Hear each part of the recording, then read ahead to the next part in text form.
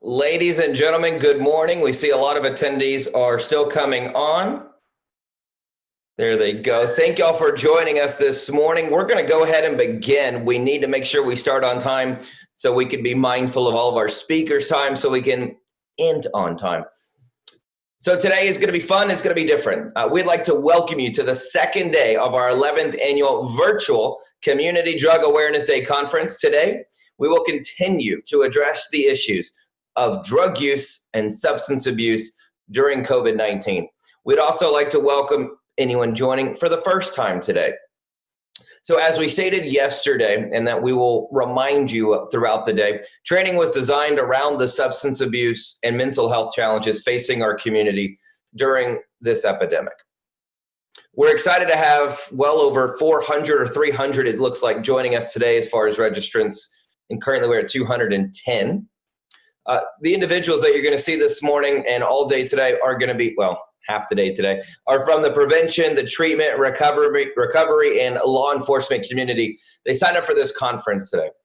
This is our 11th year to be bringing you all of this awesomeness together to share ideas, statistics, current drug problems plaguing our society, and also affecting our neighborhoods. This year we're doing business, of course, a little differently, as everyone is. And so we really want to make sure that we ask for your grace and your patience. Like yesterday, one of our speakers had a puppy barking. It was a full-grown lab, but a puppy barking. She did a great job powering through it. Your grace was expected. The dog stopped, so thank you. Those are things that we're going to experience perhaps. And so we're going to push through and prevail to make sure we give you the right information so you can make effective change in your community. We're doing it a little different. Remember, it doesn't matter how we gather, but that we do gather. You're receiving more information probably than you ever have before because you'll be more in tune with learning and taking notes. Remember, the credits, this is important because we've received a lot of emails, texts, and phone calls about it. The credits may take about 3 weeks or so. So what we're seeing is around October 19th, if you have not received your information for credits, then we would recommend you reaching out. So October 19th be the threshold. Maybe every day until then you put a reminder, don't reach out to get my T-Code credits or CE credits. For those that would like those aforementioned continuing education or T-Code credits or hours, you'll be given instructions at the end of the conference today. So make sure October 19th would be kind of what we're asking for. If you need it, and it is mandatory to stay until the end of the conference. Stay until the end of the conference. We have a lot more people that just joined in, another 20 or so. We have a couple of features. Down below, we have the chat button. And then down below, which side is it? You have the Q&A button. All speakers have left a couple of minutes or so at the end, sometimes 5, sometimes 10 minutes, for us to do a Q&A. So if you have questions, go ahead and type those in as you're thinking of them in the Q&A, not the chat. Type them in the Q&A, and we will look at those, and we will ask our speakers to answer those questions for you at the end, because we do have set aside time for all of our speakers. We would like to thank our sponsors and our volunteers that have really helped us out. They have done great work for many years. Those individuals are Mike McDaniel, Director of Houston High Intensity Drug Trafficking Area, HYDA. Ray Andrews, thank you, Mr. Ray. You're always faithful in helping, of course. Director of Houston Crackdown in Mayor Sylvester Turner's office. Don Mathis and Danielle Pennington with the Drug Enforcement Administration, Paya Patini and Lauren Abique with the Fort Bend Regional Council of Substance Abuse. Great job, ladies. Helena Washington, the most decorated among us, we think. The clinical consultant, Houston Chapter, Texas Association of Addiction Professionals. When you see her later, ask her, or count the degrees you see behind her. I think she has 6. Kenny Jamail, the best looking of all of us, with Project Self-Control. A lot of great work in the community. Dr. Dashiell Guyon, we appreciate his hard work with Prairie View A&M University. Dr. Mike Wilkerson, University of Texas of Public Health. I'm going to look like him now. Katrina Gary Forte with HCC Human Service Technology Department. Before we bring it to our next speaker, you may be wondering, well, who is that guy? I think I've recognized him. I think I've seen him before. You have. I think it's the 8th or 9th partnered. If it's your first year and you're like, I don't know who you are, that's okay. My name is Johnny Bravo Holloway. radio personality, retired after 16 years, all here in my hometown of Houston, Texas, 104 KRBE, ESPN Radio, and 89.3 KSBJ. Now I'm a business owner, and I help families find homes for their properties. And we're doing virtual fundraisers amidst this wild time with some of our businesses that I own and operate, helping nonprofits fundraise. So we have about a minute or so until we get to our first person that is going to be speaking this morning. We're going to hear a quick word from him. No stranger to our TV screens and doing good in our community to keep us safe. He has served in many roles, including as chief of police for the Austin Police Department, and had a career with the California Highway Patrol. Policing is in his blood. See, his father was a police officer in Havana, Cuba. He continued that trend when they came over here, became a field officer over in the East Los Angeles with the California Highway Patrol. Then he quickly became the chief with the California Highway Patrol back in 2005. Well decorated with a lot of response. Ladies and gentlemen, HPD was founded in 1841 and now has about 5,300 officers. So your chief of police for the Houston Police Department, ladies and gentlemen, this morning, please welcome Art Acevedo. We're going to play Simon Says. Hi everyone, it's Chief Art Acevedo from the Houston Police Department. I want to take a moment to welcome you to the 11th Annual Community Drug Awareness Day Conference here in Houston, Texas. Because of COVID-19, obviously we can't come together. And COVID-19, I don't need to tell you how challenging it's been for all of us. But because of COVID-19, we know there's been a lot more need and calls for help related to people in psychological distress and mental distress. And too often, it's a result not just of the stressors of COVID-19, but because of addiction and mental illness. One of the things that we know here at the Houston Police Department is that we don't know what came first, addiction or mental illness, because we know they intersect. But I can tell you this, we are committed to working with our community, our non-government community partners, our service providers, our communities of faith, schools, and all stakeholders to do everything we can to help people make better choices, healthier choices, and hopefully to keep our children away from the scourge of drugs and addiction. Please know that we stand ready to help, and if there's anything that we're missing, anything we can do, please let us know, and the men and women of HPD will do our very best to address your concerns. God bless you all. Welcome, and here's to getting to the other side of COVID-19 so we can actually come together in person. Be safe and stay healthy. Thank you, Chief, for the opening remarks. He's our Chief of Police for the Houston Police Department, Art Acevedo. Thank you so much. And when he means reach out, he means reach out. Like I said, I was in radio when he first came to Houston from Austin. He literally had given his cell phone number out to so many of us in the community to say, please help us. So when he says it, he means it. So reach out with solutions so we can find the right way, or problems so we can find the solution. Ladies and gentlemen, our next speaker here this morning, really enjoyed this person's heart and the way they were born in Houston, Texas. He and Coretta, his wife, have children, and he's a graduate of Lamar High School here in Houston and a graduate of University of Houston and Thurgood Marshall School of Law with honors. His father was an attorney, practiced for 47 years or more, and in fact, his sibling Tracy is an attorney as well. Please welcome your Fort Bend County District Attorney, Brian Middleton. Fort Bend County District Attorney. Substance abuse disorders already have a devastating effect on the body and our society. The COVID-19 pandemic has exacerbated this problem. Due to the effect that drug use has on the respiratory system, drug users are more susceptible to the COVID-19 virus. Whether it's vaping, nicotine or marijuana inhalation, or opiates and methamphetamines, drug use is now more lethal due to COVID-19. Other risks for people with substance abuse disorders include decreased access to health care, housing insecurity, and a greater likelihood of incarceration. Limited access to health care places people with addiction at greater risk for many illnesses, but if hospitals and clinics are pushed to their capacity, it could be that people with addiction, those who are already stigmatized and underserved by the healthcare system, will experience even greater barriers to treatment for COVID-19. Homelessness or incarceration can expose people to environments where they're in close contact with others who might also be at higher risk for infections. We know very little about COVID-19 and even less about its intersection with substance abuse disorders.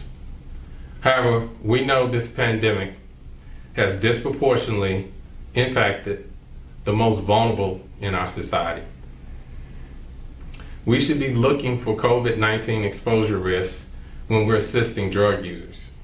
We must also ensure that patients with substance abuse disorders are not discriminated against if a rise in COVID-19 cases places added burden on our healthcare system or our criminal justice system. Our duty is to seek justice, so we must adapt to the circumstances presented by the pandemic and take greater care in dealing with drug users. Thank you so much for your time this morning, the Fort Bend County District Attorney Brian Middleton. Thank you. Thank you so much. So those are our opening remarks, and I thought that was a good point, remembering that about COVID-19 and how it does affect those, especially our drug users right now. Might need more grace and help as well. Well, before we get into our neuroscience of high-risk behavior speaker, sharing a little bit about that, we're going to do a quick bio so you know a little bit more about her. Dr. Crystal Collier has been working with adolescents and adults suffering from mental illness, behavior disorders, and substance abuse since 1991. Dr. Collier created a comprehensive prevention model to teach the neurodevelopmental effects of risky behavior to children, teens, and parents, which was selected to the 2015 Prevention and Education Commission of the National Council of Alcoholism and Drug Dependence. Crystal teaches counseling skills and addiction classes as an adjunct professor. And just a few years ago in 2018, she was awarded the Torchbearer of the Year Award by the Texas Association of Addiction Professionals and a research fellowship by the Hope and Healing Center and Institute to write the Prevention Guide for Parents. In 2019, the Houston Counseling Association named her Counselor of the Year. Ladies and gentlemen, we bring up our first speaker here today. Remember, Q&A at the end. Use it down below and type in all panelists. If you have a question, we'll answer them at the end. Please welcome Dr. Crystal Collier. Good morning.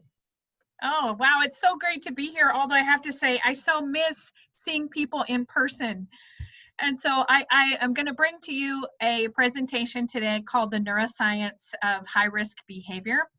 But I need a little bit of help, technical help from you guys to be able to share my screen. So if somebody could give me screen sharing privileges, then I'll be able to share that. Hello, Angela. Thank you for being a fan. We'll get that for you. Thank you, Doctor. Okay, fantastic. Feel free to mention people in the chat. That was a cute idea. I like that. Yes. A lot. Hi, Nicole. Oh, I wish I could see you guys and give you a hug in person. Is that Wonder Woman behind you? Oh, that's fantastic. Yes, that's my Wonder Woman. Yes. I got to see Linda Carter actually at the council's luncheon a few years ago. So that's actually got her signature on it. I remember as a kid growing up, one of the ways that I coped with the family situation was I pretended to be Wonder Woman, and all the criticisms and the hardships would bounce right off of my magic wrist lifts. I love it. You now have permission, Doctor. Let's see if that works for you. Okay, That great. awesome. Great story. It's a good message right now, especially during COVID. Definitely, yes. Okay, I am not seeing how to bring up the PowerPoint. Oh, there it is. Got it. Okay, fantastic. All right. And let me start my slideshow here from the beginning. Okay, great. All right, thumbs up. Johnny, can you see that? Okay, great, wonderful. All right, you guys, so the neuroscience of high-risk behavior, if you guys can see this cute little cellular makeup here, the sign is for dopamine, and it's really all about dopamine, but a lot of other neurotransmitters. And one of the ways that I really like to start my presentations is sharing with you guys that I am an ACA kid and a person in long-term recovery.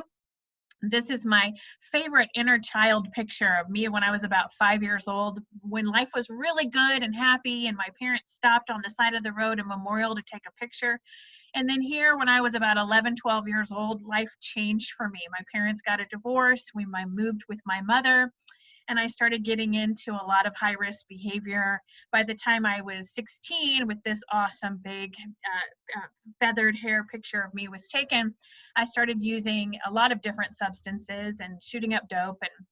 And then by the time this big hair picture of me was taken when I was 18, I had just got out of rehab. I was about 5 days sober at that time and feeling really good. I have on a t-shirt that says drug-free body that I still own today. So my sobriety date is February 3rd, 1989. And I have been studying addiction and high-risk behavior really since I got back into college right after that picture was taken. And so I'll start off by defining what we know about the genetics. Is that we actually realize today that people who have a genetic predisposition, they make a little bit less or process a little bit less dopamine. And one of my favorite geneticists who talks about this, his name is Dr. Kenneth Blum. He coined this reward deficiency syndrome. So I'm going to be using the acronym RDS, and RDS really stands for reward deficiency syndrome. And so I read an article that was published back in 1996, but I didn't read it until about 10 years after publication, about RDS. And it was coined to represent the behaviors that are found to be gene-based. And so there's this big long word that I had to learn how to pronounce, hypodopaminergic. Everybody say that 5 times, hypodopaminergic. What that basically means is hypo is the prefix that means low or decreased, and therefore hypodopaminergic state is a condition that dopamine is either a decreased amount or is not functioning properly. We're still not quite sure how it happens. But the way that I like to think about this is that scientists have identified that the human body has about 30,000 genes in our DNA, and that double helix.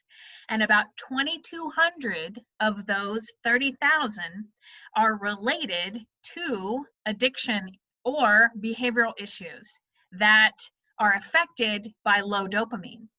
And these are on 21 different molecular pathways in our DNA. Now, as the geneticists were studying this, and have been for years, they found that it's very, very difficult to conduct really good genetic studies, especially on addiction, because there's so many inconsistencies due to the interaction between genes and environment. And so one person's gene as a twin may express itself in one way, and even though they have a twin that have the exact same genetic makeup, it could express itself in a very different way because of our environment. And this is really how I got to study genetics and addiction, because of the interactions with the environment. And so this is a beautiful study that was done to understand the brain as it grows and develops related to the environment. We know that our prefrontal cortex grows as we go through development all the way up to about 24, 25. Even some studies show after that it continues to develop based upon the use it or lose it rule. And basically what this says is that the things that we use our brain for, we grow long strings of neurons, but the things that we don't use the brain for, those neurons really get pruned away.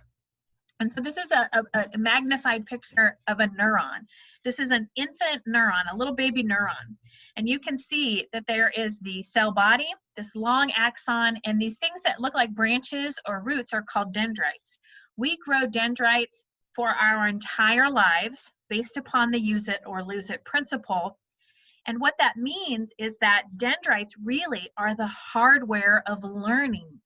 Every time you learn something new, you grow another dendrite that reaches out to another cell. Let me show you what that looks like. As this infant's brain grows and develops over time, you can see how the neurons, the brain cells, are thickening and growing dendrites that reach out to other cells.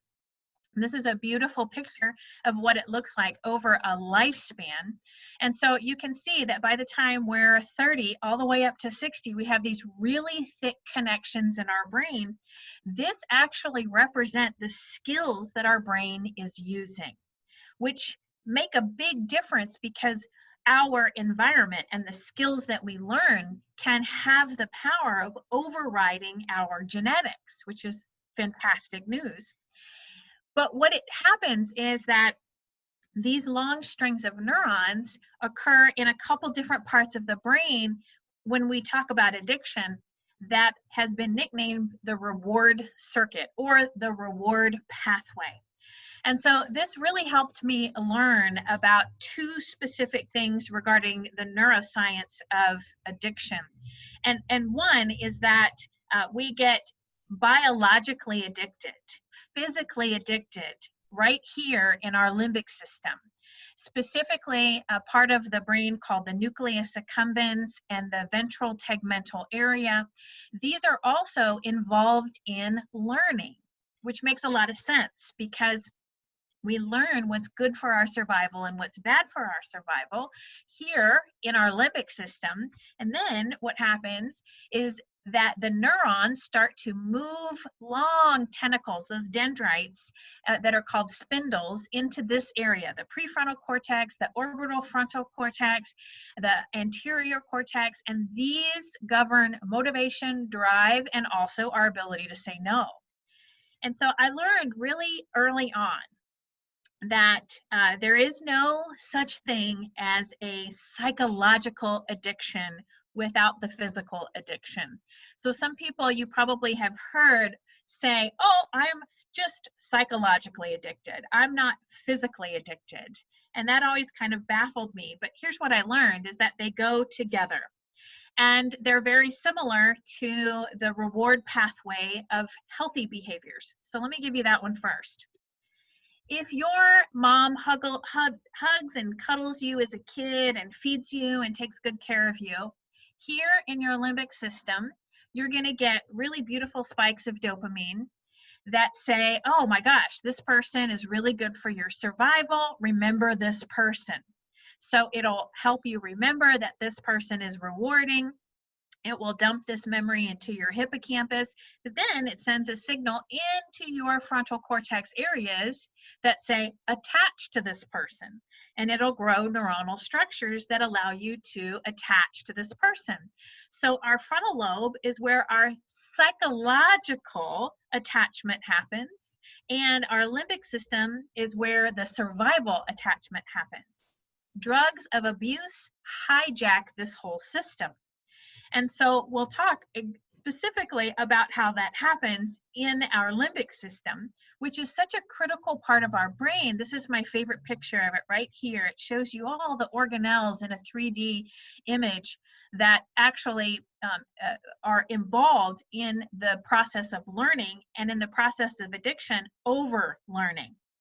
So remember that our limbic system governs the fight or flight response, but it is also where all pleasurable experiences begin and end, whether that be healthy pleasurable experiences or unhealthy pleasurable experiences. And of course, it all has to do with this wonderful neurotransmitter that increases the feelings of calmness and happiness when we do good things that are salient, otherwise known as good for our survival. And so here's what happens. It's interesting because sometimes I try to make it very simplistic and just talk about dopamine, but there actually is a whole reward cascade that ends in either increase or the decrease of dopamine. And this is what it looks like. Serotonin is involved, enkephalins are involved, your 5-HT2As are involved, opiate receptors, GABA, all these things will go up and down and result in either an increase or a decrease in dopamine. So we try to keep it simple by just talking about dopamine, but the neuroscience actually says that it is involved in all of these different chemicals. And this is why it's very difficult sometimes to find a medication that works just on one of these, because they all are interconnected and go up and down together. But we know that genetically, what's happening is that our DNA tells our body how to process things. So a good example, our DNA tells our body to make our eye color a certain color. Our DNA tells our body to produce a certain amount of dopamine. So our DNA is really the instructions for our human body. But something happens in the process if we have a genetic predisposition for addiction. What we know is that these processes, the synthesis, storage, or release, and the function of dopamine are all governed by genes, but in an irregular gene expression that occurs from the passing down of genetic predispositions, it creates something that the geneticists call a polymorphism. And that just means that a lot of these different chemicals have morphed in a way that produces low dopamine. And that has been called the reward deficiency syndrome. These genetic polymorphisms cause imbalances in that really critical system. And we know that drugs of abuse can hijack it. So a great example is when you're hungry and you haven't eaten for 7-8 hours, forgot your lunch, you notice dopamine levels start dropping in your brain. What you actually may notice is that you start getting hangry, irritable, tunnel vision, can't think about anything else but food. Basically, your limbic system is telling your body, hey, you need to go do something good for survival, and I'm not going to let you feel comfortable until you do. And then, of course, as soon as you eat, you get 100% increase of dopamine. Your limbic system says, hey, you did a good job keeping me alive for the next 4 or 5 hours. We'll do it again then. Now, another human behavior that's fantastic for our selves as well as for our species is sexual interaction, which increases dopamine levels by about 150%. And so basically your limbic system is saying, hey, this is really good for you and for your species survival. These are normal, natural, healthy things that humans do. And our brain tells us, hey, these are good by giving you a shot of dopamine, which gives you that feedback. But like I said earlier, drugs of abuse hijack this system. And so what we know is that if somebody snorts a line of cocaine, we see an increase of dopamine by about 350%. If they use the exact same amount of methamphetamine, we get a dopamine increase of 1,100%. Some studies that I've read have estimated that heroin is a 1,300% increase in dopamine. And when I found out that information, I went to go put it into this chart, and I realized, man, I can't even see food or sex anymore if I try to put 1,300% bar on this chart. And then I thought, wow, that really fits. That is what happens when we get addicted to something that spikes dopamine levels that high, is we stop doing things that are good for us, like eating or having healthy relationships. Our limbic system gets so hijacked, and it does a simple calculation. It basically says, hey, when you put this in my body, I get 100% increase of dopamine. But when you put this in my body, cocaine, I get 250% more dopamine than when I engage in that behavior. So that must mean that dopamine is 250% better for my survival than food. And then, of course, because you have those structural changes that occur in your limbic system, it sends a signal into your prefrontal cortex that says, oh, you should attach to this thing. It's really good for your survival. And this chart is actually very close to my heart, because one of my drugs of choice, besides nicotine and alcohol, was cocaine. I used to really not like to drink unless I had cocaine. And I had a big attachment to it and all of the tools that I used to get it into my body. And when I went to rehab, they actually recommended that I go on to a halfway house after that. So I went into a sober living facility for 6 months in a completely different state. And I remember bringing with me a couple of the paraphernalia that I had from my using days a month prior. It was very difficult for me to get rid of that paraphernalia. Every time I looked at it I thought, oh, I may use this again one day. And I had this kind of fuzzy nostalgic feeling in my brain. And it was really confusing to me why I had loving feelings toward my drug paraphernalia until I learned about this, that when my limbic system got hijacked by cocaine, so did my prefrontal cortex. My limbic system said, oh, I want this drug.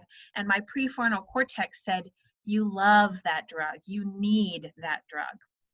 When things go above our threshold, so let me explain this threshold. Everyone has a pleasure threshold. And basically that means the peak at which your dopamine levels will increase and decrease. And so the scientists call it a hedonic threshold. And I've got a black line right there that represents the hedonic threshold of our brain. And so in any given day, our dopamine levels go up and down. So we get hungry and our dopamine levels dip. We eat, they go back up. We get bored, we get lonely. We may call a friend or go exercise or just smile on a Zoom call or a meeting that's online, and that may increase our dopamine levels. We've had really low dopamine levels during pandemic when we're so isolated. So it's really critical to engage in behaviors that are good for your brain to get these flowing. This is the normal, natural up and down of dopamine that we go through every single day. It's just your limbic system telling you what you need that's good for survival when you need it. The problem is when we go above this threshold with things like cocaine or methamphetamine or technology overuse, video game addiction, self-injury, pornography use. A study came out last year that showed a half-hour viewing session of pornography could increase dopamine levels in the brain as high as cocaine. So the danger is when we go above our threshold, we lose the balance in our brain of dopamine. And so when that happens, a couple things happen. Two things. One is we see structural changes. So as we travel deep inside the limbic system, in this video, you can see the neurons that produce dopamine. And when you use a drug that makes dopamine levels rise, it actually depletes the cell of its dopamine, and it can actually damage that cell. And you can see now that the cell is having a hard time producing the same amount of dopamine. So this means that as high a drug can take you, it will take you equally as low by damaging those cells. What's important to remember about that is that your brain can heal from that.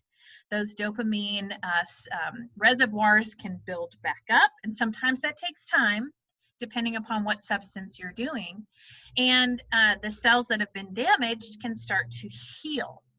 But this kind of explains why you feel so bad the next day after using a drug or drinking alcohol, because your body can't produce the same amount of dopamine as it did the day before. So it affects your mood, your attention, your concentration. Now, the good news about those structural changes is that they can heal and your body can repair them. But the second structural change, it can't heal from. And this is when we flood those synapses with so much dopamine that your body grows more dendrites and receptor sites on the dendrites. And a lot of these are dendrites that move into your frontal lobe areas that increase during learning. So as you learn, oh, this drug is really good for my survival, it sends the signal into that part of your brain. I'm going to replay this again because this is really important to see that when your brain is being asked to produce so much dopamine, your brain learns, oh, I better grow new structures. So it grows more and more receptor sites for dopamine. But then think about that. When the drug leaves your system, you have all of these new receptor sites that are saying, hey, wait, hold on, where's all the dopamine? And all those new receptor sites start to crave and go into withdrawal. Now you can see as this process is happening that this person's tolerance is building.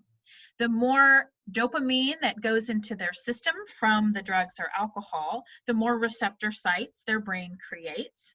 The more receptor sites, the higher tolerance level. So the next time that person uses, they have to use more of the substance to get the same effect that they had before. And if they use pretty closely after the previous use, they're going to have low dopamine in their synapses and their cells already. So they might even use more the next day or the day after, causing addiction to happen sometimes very quickly and sometimes slowly over time, depending upon the substance potency. Okay, so I can see some of you guys are asking questions, and it's kind of distracting to read the chat. So I'm going to keep going, but I will save plenty of time to answer all of your questions. Now, what's important to remember is that for most people out there, this is the hedonic threshold. That means that for most people out in the world, their hedonic threshold is in the 200% range, which means their dopamine can go up to that high. But for people who have a genetic predisposition, the RDS, reward deficiency syndrome, their dopamine threshold is lower, and I've represented that with this red line. What that means is your body does not make or synthesize the same amount of dopamine that other people do, which means if you spike dopamine levels to this threshold, you will actually have structural changes occur to your brain sooner. And so I always like to tell this particular story that illustrates this, because it's a true story, and the girl gave me permission to use it. She's actually an adult now. But many years ago, a girl that I've called Caroline, she came into my office and she recognized me. She said, "Oh, you're the brain lady. You came to my middle school and did a presentation about drugs and the brain. It was really good. I quit smoking pot for like a whole month." And I thought, okay, that's great. That's fantastic. But hold on a second, just a month? And she said, "Well, I live with my grandparents, and they're kind of old and they don't monitor me as well. And I went to high school and it seemed like everybody was doing it and I wanted to be cool, but check this out. I had a safety plan. My best friend and I always had each other's back. So we'd go to the same parties, and if she drank this much in her red Solo cup, I would drink this much. If she took one pill, I would take one pill. If she tried one hit, I tried one hit." So I'm scratching my head thinking, okay, Caroline, is this really a safety plan? It didn't sound so safe. And she said, "Well, to tell you the truth, what would happen is sometimes she would get like sick. And so the next time we'd go to the party, she wouldn't want to drink.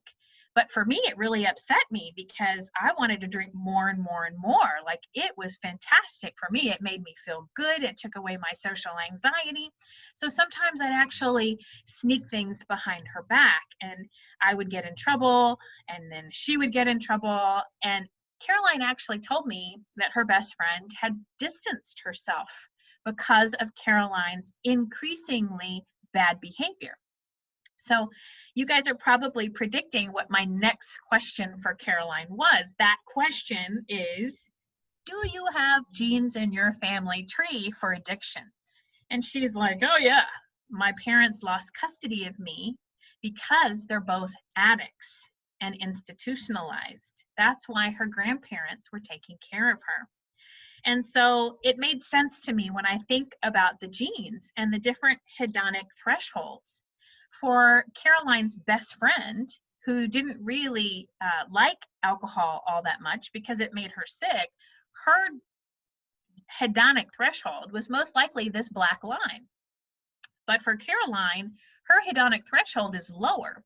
So even if they start spiking their dopamine levels the exact same amount, Caroline's brain will start making those structural changes sooner than her best friend's, as you can kind of see by this first spike in dopamine that is over Caroline's hedonic threshold, but not her best friends.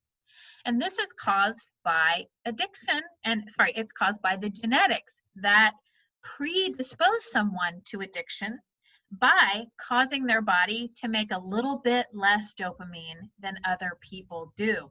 Now, you guys are probably putting this together.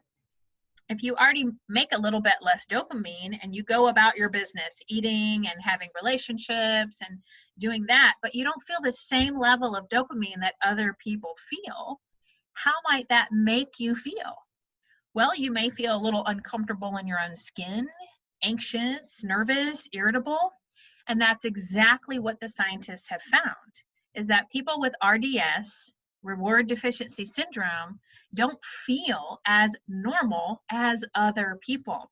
And that is something that I think a lot of people who struggle with addiction felt, and that the substances actually took that feeling away. That's definitely what my experience was.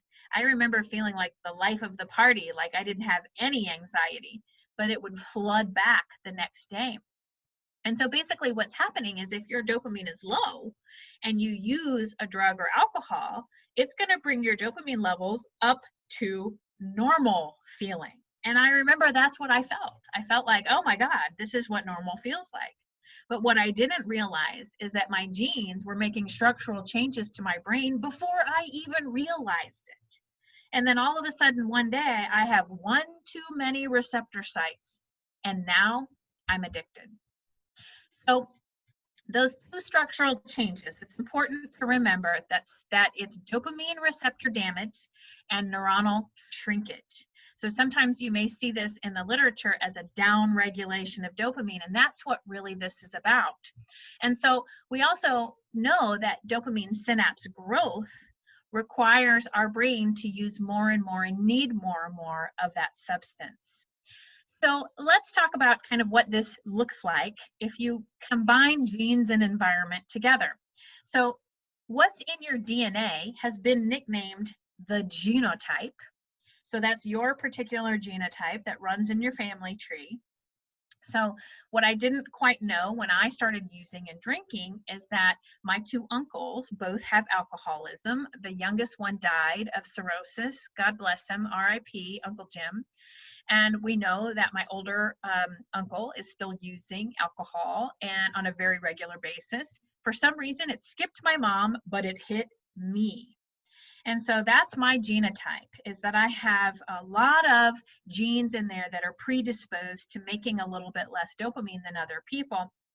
And in my environment, I had a trauma that happened when I was about 11, 12 with the divorce of my parents, and I was thwarted into a brand new world without a lot of supervision. And that was the perfect environment and genotype to create the phenotype of somebody who would become an addict. Now, I also know a lot of people who have the genes for addiction, but their environment is very preventative, which means parents are very aware of their kiddo's genotype, and they start working on prevention at a very young age and make sure they're appropriately monitored to hopefully keep them as clean and sober as long as possible while their brain grows and develops. And so, unfortunately, if you have abuse or neglect or abandonment, as you can see, this kiddo is being neglected because mom is engrossed in social media and technology use.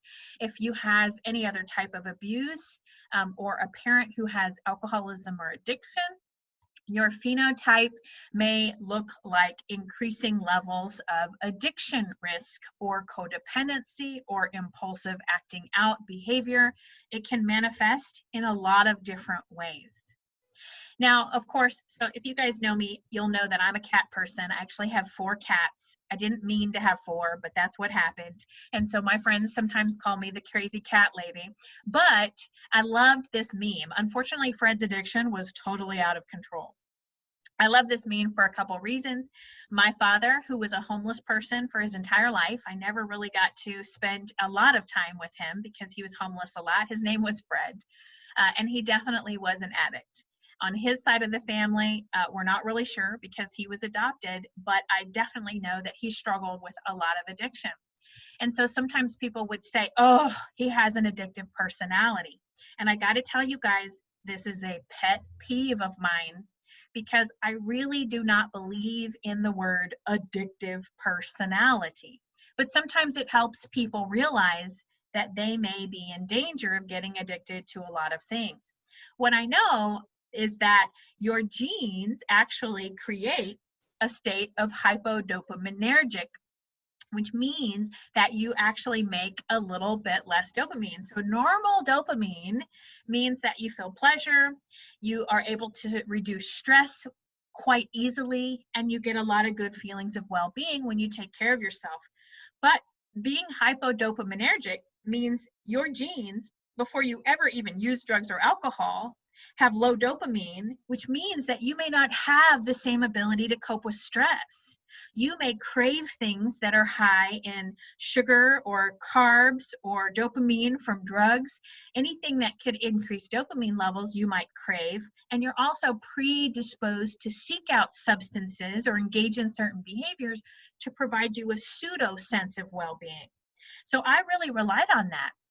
When I was using drugs and alcohol, like I used them to get rid of social anxiety, to feel happy hour, to engage in communication with other people, to reduce that feeling of discomfort in my own skin. But it really was a pseudo sense. It wasn't really real. Now, also people that have hypodopaminergic properties in their genes, sometimes we feel more stress and anxiety than other people do, and it can keep us up at night, causing people who have addiction to have a lot of sleeping problems. And so low dopamine results in feelings of restlessness, irritability, discontentedness. Some of you guys may have heard of those words in the big book of Alcoholics Anonymous. Well, there is a genetic reason that we feel that way. It can result in us having low self-worth and esteem, as well as angry and anxious feelings.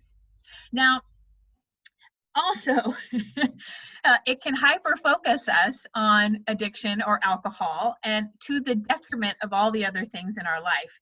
Now, what's interesting too is that when I had my genetic test read, it definitely said, it found that I had a lot of polymorphisms genetically. And if you particularly have this one, the TAQA1 polymorphism, which is on your dopamine 2 receptor sites, it increases your genetic risk up to 74.4%.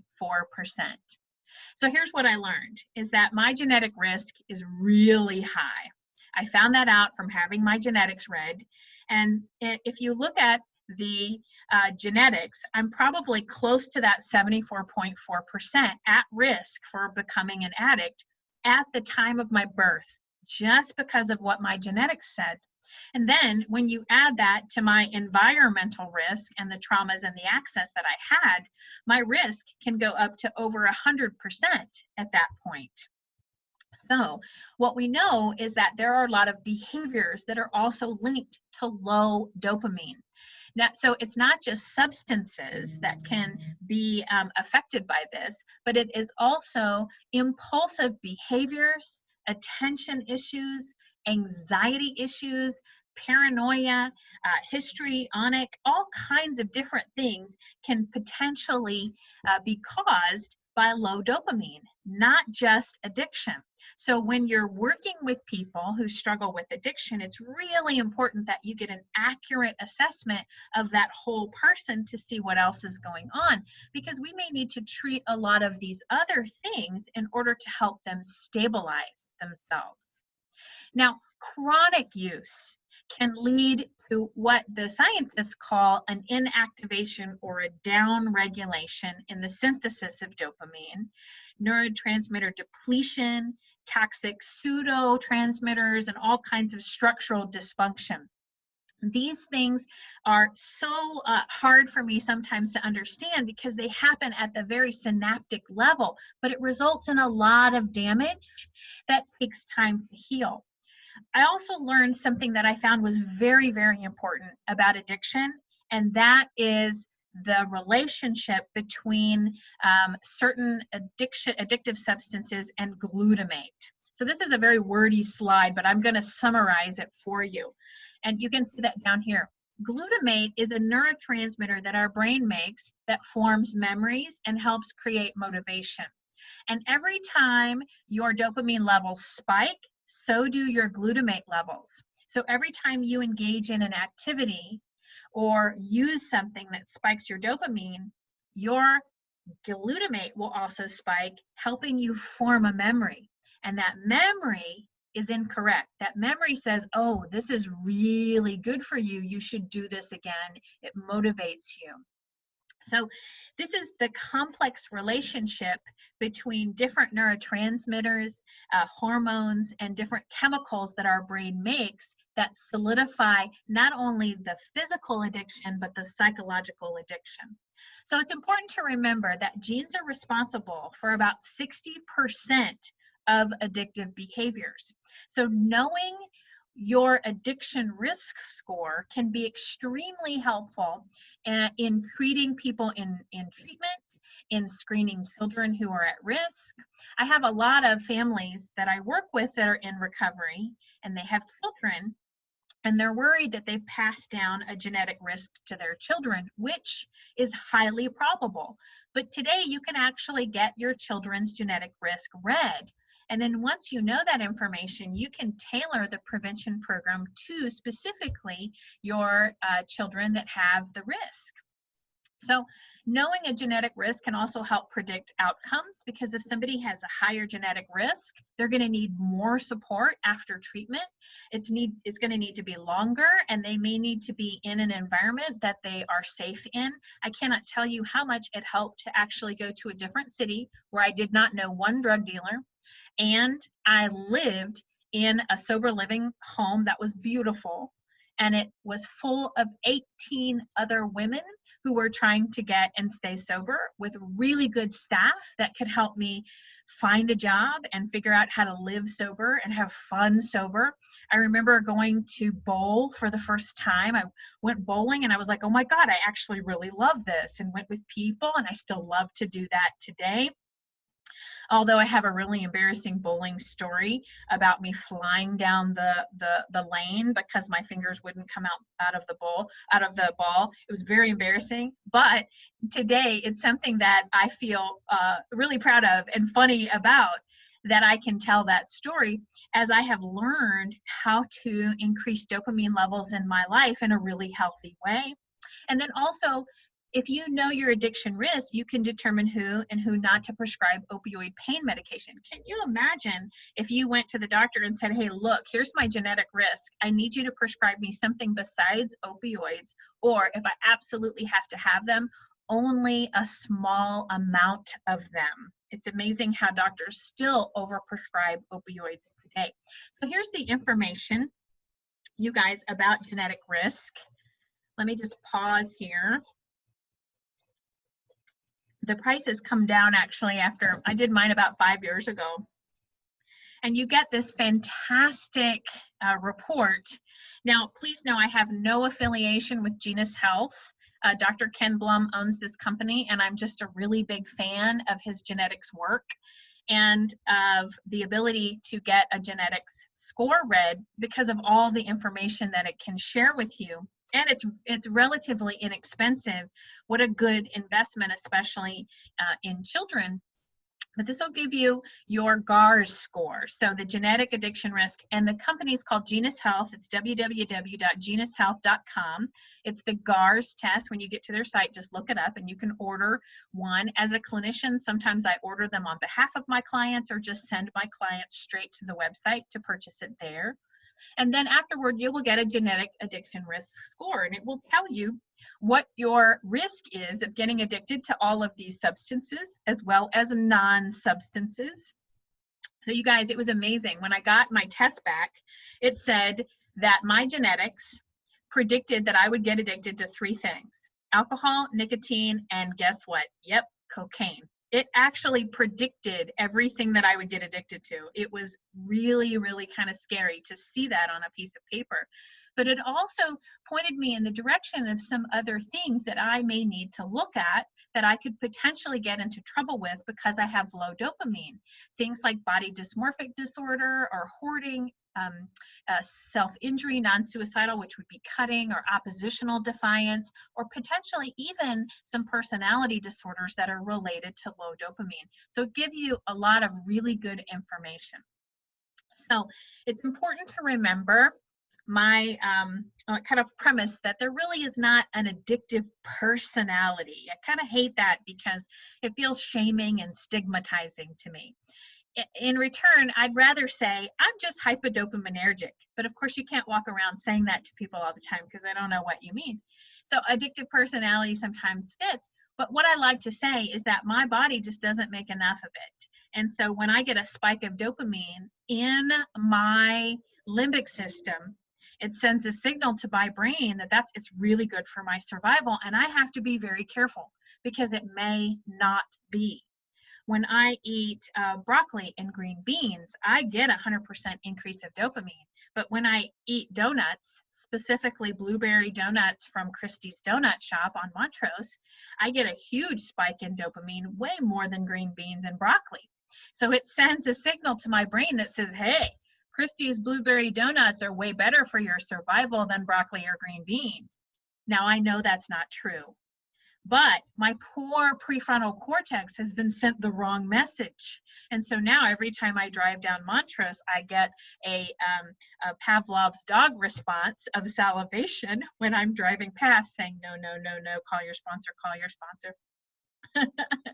And so here's what happens when we have low dopamine. And this is critical if you work with kids, to teach them about how your brain reacts to high levels of dopamine. So this is a beautiful study that was produced by Nora Volkow.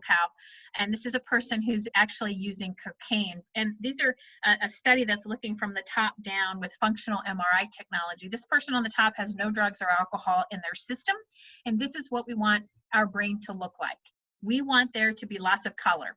On a functional MRI, the color indicates dopamine, it indicates blood flow and electrical activity. So you can see that here in the frontal lobe, there's lots of activity. The darker the color, the more activity.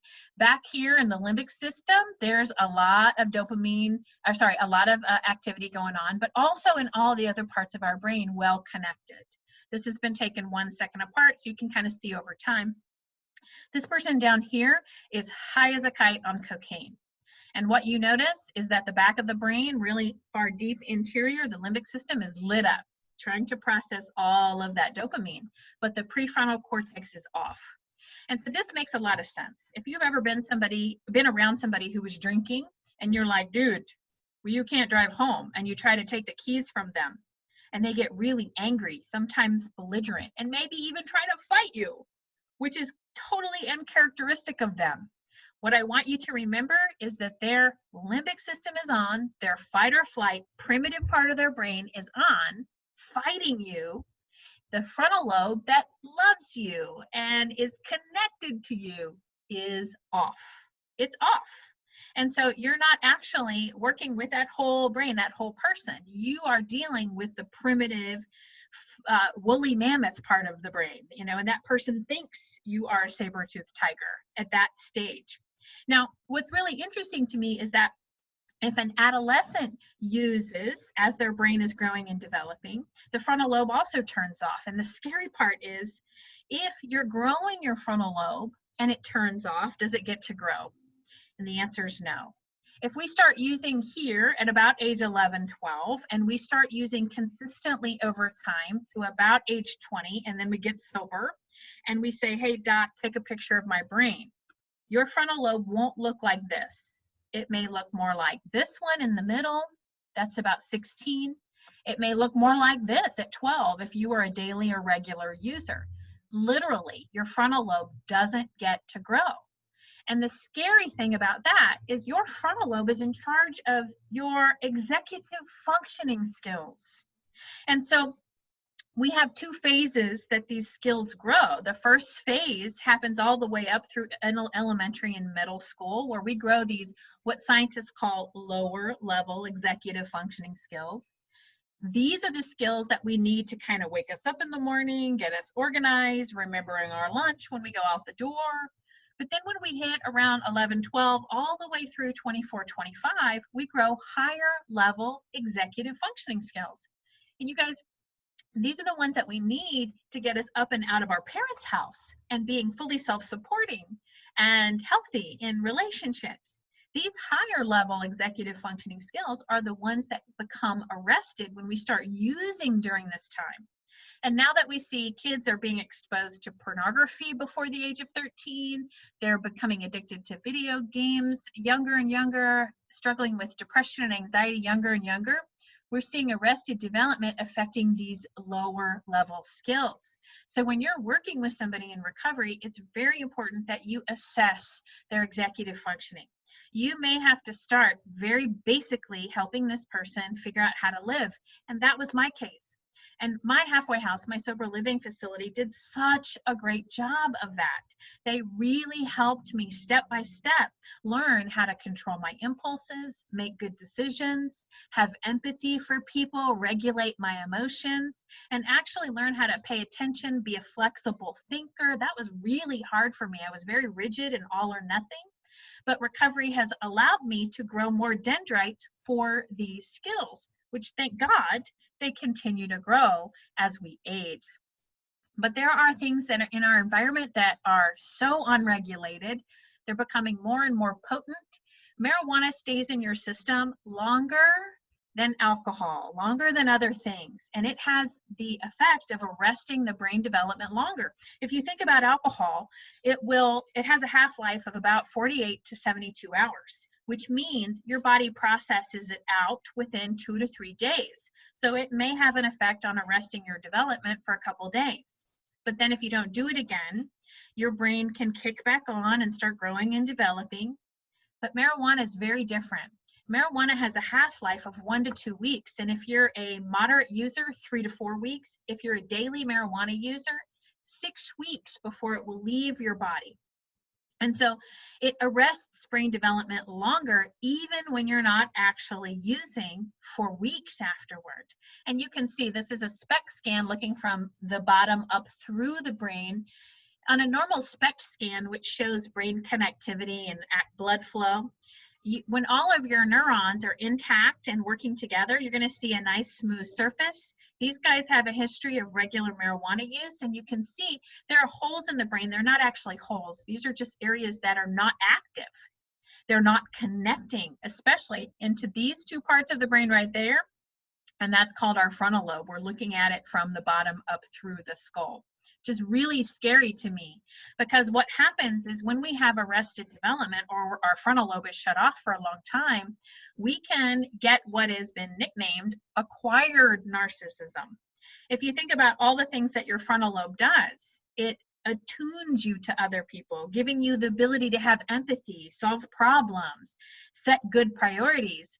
But when our frontal lobe is off and our limbic system is been hijacked by drugs and alcohol, we don't appraise ourselves accurately.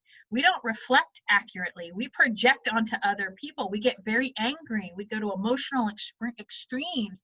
We have very poor impulse control and lots of denial. And if you have lived or are living with somebody who has addiction, this is what you're living with. That person's brain has been hijacked to think that the drug or the alcohol is the thing that they need the most for survival. And they don't need you anymore because it pales in comparison. So they do things that are very harmful. This takes a long time to heal. This is a beautiful study that shows you a cocaine abuser 10 days sober, which is amazing to me because this poor brain is in relapse, or excuse me, not relapse, detox. That limbic system is screaming out, hey, I need that, whatever that is, for my survival. The poor frontal lobe is still off. This is why when people say, oh, I just want to go in for a weekend detox, I'll be fine on Monday, I think, oh my God, your poor brain, your frontal lobe is not quite back on yet. Your limbic system is still screaming for that thing that you want so badly. Really need to get you into a much more supportive level of care. And then, of course, this person, after 100 days sober, you can see the frontal lobe is not all the way back on, and that's over 3 months of sobriety. So it takes time to heal, up to 1.5 years, potentially 4 to 5 years, depending on the substance that you use. And that's why sometimes sobriety sucks. First, you get this wonderful pink cloud when you get into recovery and you have all these new friends in this new environment that you're going to and going to meetings and out afterward. It was really fun for me. And then all of a sudden, at about 1 year to 1.5 years of sobriety, I was like, oh, now I kind of have to live life on life's terms. So if you work with people in recovery, you got to remember this is a process, a long-term process. And so even at 3 months of sobriety, which a lot of times people give them a lot of credit for getting 3 months, which is amazing. But it's important to remember relapse rates are as high as 90%. Even at 6 months, relapse rates are just down to about 80%. At 9 months, you still have about a 70% chance of relapse. And even at 1 year, you have around a 50% chance. Have you known someone who got 1 year of sobriety and went to celebrate their sobriety with margaritas at the Mexican restaurant? We still have a 50% shot of actually going back out. And even at 18 months, but notice this, the drop between 1 year to 18 months is big, much bigger than the other ones. And that's because we know the brain is starting to really heal. The frontal lobe is coming back on, and we have reasons to stay clean and sober. And we have more skills, more dendrites have been created in our brain that give us a increased level of will. And, you know, once your limbic system is too lit up, that willpower goes away. But as you grow skills, you grow more and more competent to be able to stay sober, especially when you surround yourself into recovery. But even when you're 5 years sober or more, you still could relapse. Your disease never really quite heals. I've been sober, you guys, for 31 years. And all I have to do is think about cocaine and my mouth starts to water and my arms get itchy. And I think about that needle that I had that always stayed sharp. My frontal lobe feels nostalgic. So I know my brain still has a lot of those extra receptor sites. They've just gone dormant. And when I start thinking about drugs, they kind of pop open and go, hey, whoa, where's the Coke? She's thinking about Coke. Let's go. So I have to remember that even at double-digit sobriety, I still have a 15% relapse chance that's always going to be there. So I need to surround myself with people in recovery and put lots of obstacles in the way between me and a relapse. And so prevention and recovery, as you can see by this picture, to me is all about growing dendrites and making long strings of neurons for healthy behavior, for executive functioning skills. So the one that I've been really working on is flexible thinking. I have been kind of struggling with being angry at people in the world, which I think a lot of us are right now. And I'm starting to really kind of think, oh, wait a second, maybe I can see the other side. Maybe I can see that side. If I'm going to listen to CNN, I should also listen to Fox News. If I'm going to get biased, I should get it on both sides and then learn how to be a flexible thinker and think about it from both areas. When I'm strengthening those skills in my frontal lobe, I'm also strengthening my ability to stay clean and sober. So I want to work on all these skills with my clients as well and build that self-efficacy and self-worth and self-esteem to handle a constant state of low dopamine. And so prevention is something that I really enjoy doing, and I've got a lot of prevention programming out there that's going on in schools. So here's a kind of a list of what you can do to prevent substance substance use or continued substance use. Is make sure that you consistently educate your kids, your clients, your school systems, your government. You can make sure that you do genetic testing, family dinners. Having family dinners together 5 to 7 times a week are really preventative. They allow kids to have accountability and connection. They have so much dopamine during this time that there's no reason to seek it elsewhere. Make sure you create a family code of ethics that you hold your family accountable to. And when your kids stray from that, you want to give them consistent consequences. Provide proactive community action. Get out into your community and give back. Lots of dopamine can come from volunteering, and treat the problems immediately. Sometimes parents are like, oh, they just had a little alcohol, no big deal, don't do it again, slap on the wrist. We want to really go big when our kids engage in that behavior, or we're actually promoting further use. We also want to make sure we understand how to use brain-based planning in our relapse prevention, because especially during times of stress, like what's going on in the world, stress reduces the impact of dopamine in our brain because of cortisol. Cortisol dampens dopamine. So when we have low dopamine from stress, we crave more. So we've got to make sure that we invest in really good brain-based skills to help people learn how to fight relapse.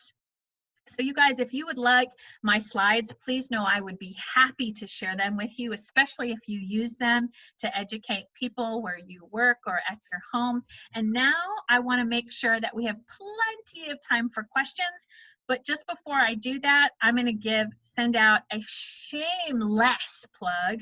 You guys, this is the book that I just finished. It's called The Neuro Whereabouts Guide. And I literally just got a draft copy a couple weeks ago, and I'm working with Amazon KDP, which is their publishing company, to put it online. So you should hopefully see this become available to purchase in the next couple weeks, which is really exciting. I spent 3.5 years working on this.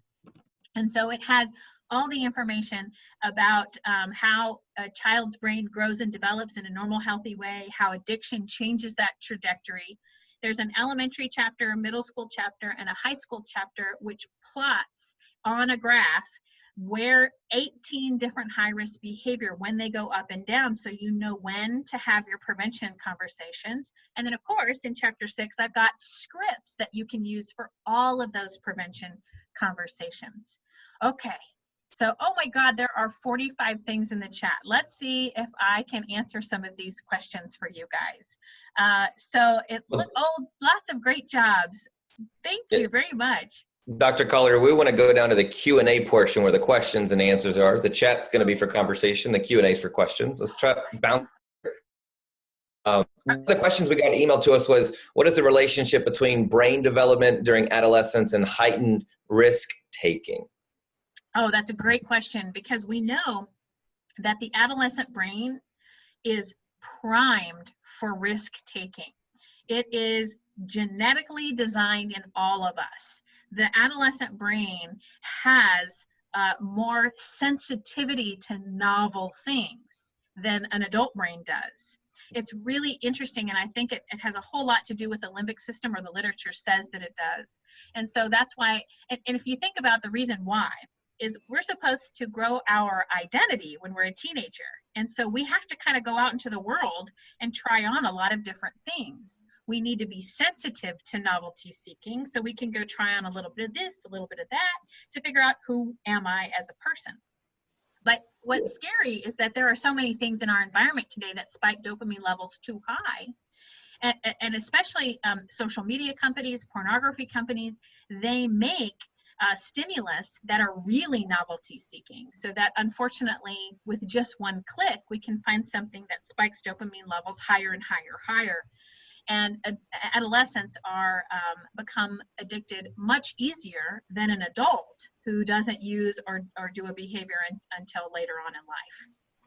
Great, thank you. That's a good answer. I thought your presentation was phenomenal. I think it's extraordinarily interesting. Let's see here. So what do we suggest as a solution for those with hypodopaminergic issues? A great solution.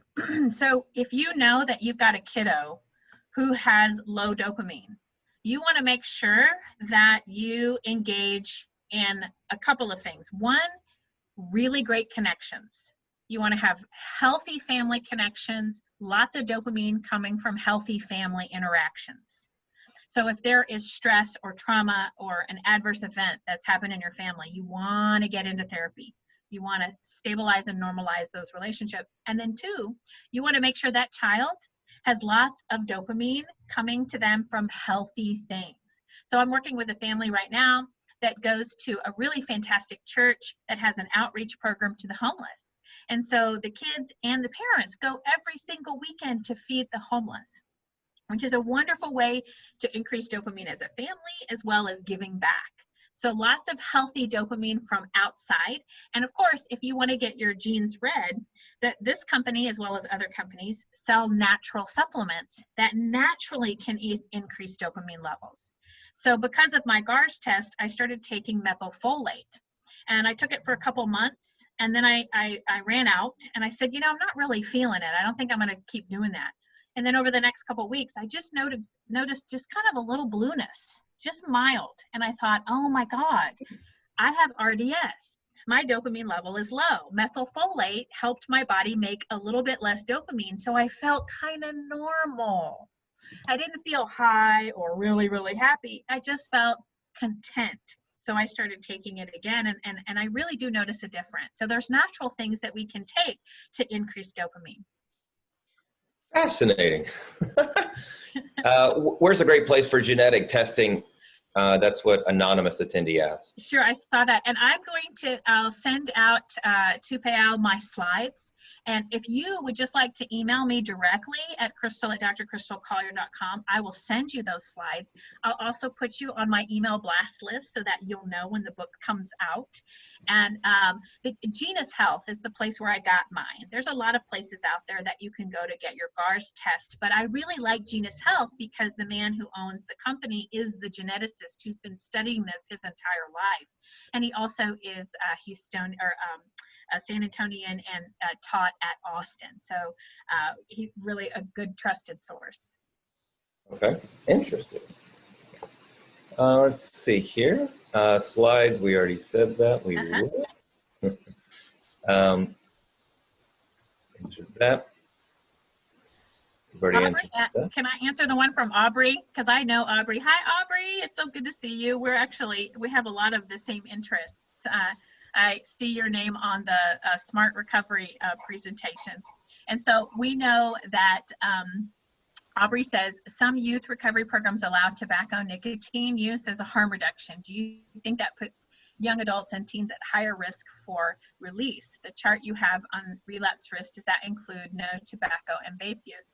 So the chart that I used is really a compilation of different studies that I've seen over the years and what they estimated relapse rates to be. So some of the things in there may have tobacco, especially if they're older, because in my rehab, my mother brought me cartons of cigarettes, and because our doctors said at that time, we're not going to ask you to quit nicotine. We want to put you on a harm reduction. And I continued smoking cigarettes until I was 34 and finally quit. I think that treatment programs should not give it to kids that are underage, but I also think that if you've got a child who's willing to stay sober from drugs and alcohol and all they want to do is nicotine or vape, you may have to give up that struggle in order to concede for one thing. You just may not have control over that. But I am not an advocate for youth recovery programs to allow it. I think that it's harder because kids are going to sneak it. So it's harder to police that. But I do understand that it's a harm reduction technique because many kids need a step down or utilize nicotine. Not to mention, nicotine is the most addictive substance on the face of the earth. And it takes, on average, a nicotine user 10 years of trying to stop before they're able to stop. So that trying to quit nicotine as well as all these other substances could create a really big adverse effect. So I think it needs to be based upon each individual, but I definitely don't recommend that youth programs allow it. Great question. Great answer. I think a question from Suzanne, I think we know the answer. It could be a quick response, but it's, you just alluded to it, but it says, do people who excessively exercise exhibit RDS? I think it depends on the user. I gotta say hi to Suzanne. You're one of my favorite researchers out there, so I feel honored to get a question from you. But do people who excessively exercise exhibit RDS?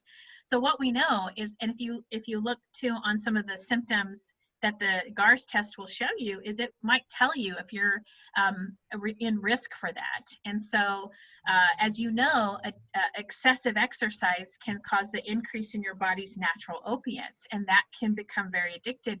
but also the thought of being thin or skinny, poor body image can also increase dopamine levels in the brain in a really interesting way that can lead to excessive exercise or exercise addiction. As a matter of fact, I put that in my book so parents will be able to watch for those symptoms.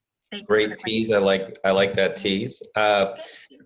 It looks like Patrice said, will you repeat the information about the natural supplements? We'll make it quick. Obviously, you've mentioned it, but I want to make sure that I think it might be important for others. Sure. Yeah. So we know that certain natural substances help the body make more dopamine. One of those is folic acid. Many moms take folic acid in their prenatal vitamins. I take methylfolate, which helps my body, but I make sure to do that with my doctor's knowledge because you can take too much of that. So you want to, especially if you take multiple substances, you want to take those to your doctor and say, here are all the natural supplements. Are there any that would put me over the threshold for too much of it in my system? Because you don't want negative effects from taking too many things, even though they're natural. So what you can do is you can do some research yourself about things that are out there, or you can get a GARS test and order those supplements from there. Great answer. I love the comprehension as I just drank a sip of coffee. Let's see. Amber has a question. What are your thoughts about harm reduction in relation to the science behind addiction? She gives you a compliment. Loving your presentation, by the way. Oh, thank you, Laura. So, okay, I am I'm a big proponent of, this is funny, methylfolate, not methyl chocolate, but chocolate sounds good too, or folate, there we go. It's methylfolate.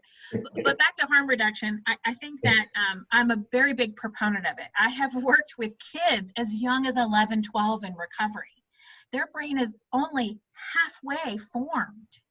And I think if a child believes that they are an addict and want to be in recovery, fantastic. But most do not. Most don't think they are an addict. Most don't want to be who wants to grow up and become an addict?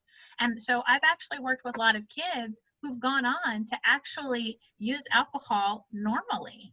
I am not a fan of using marijuana normally because it's genetically modified and not regulated. And I also know how harmful it can be to the adolescent brain. So I would never actually promote harm reduction of marijuana or other drugs that are even more potent.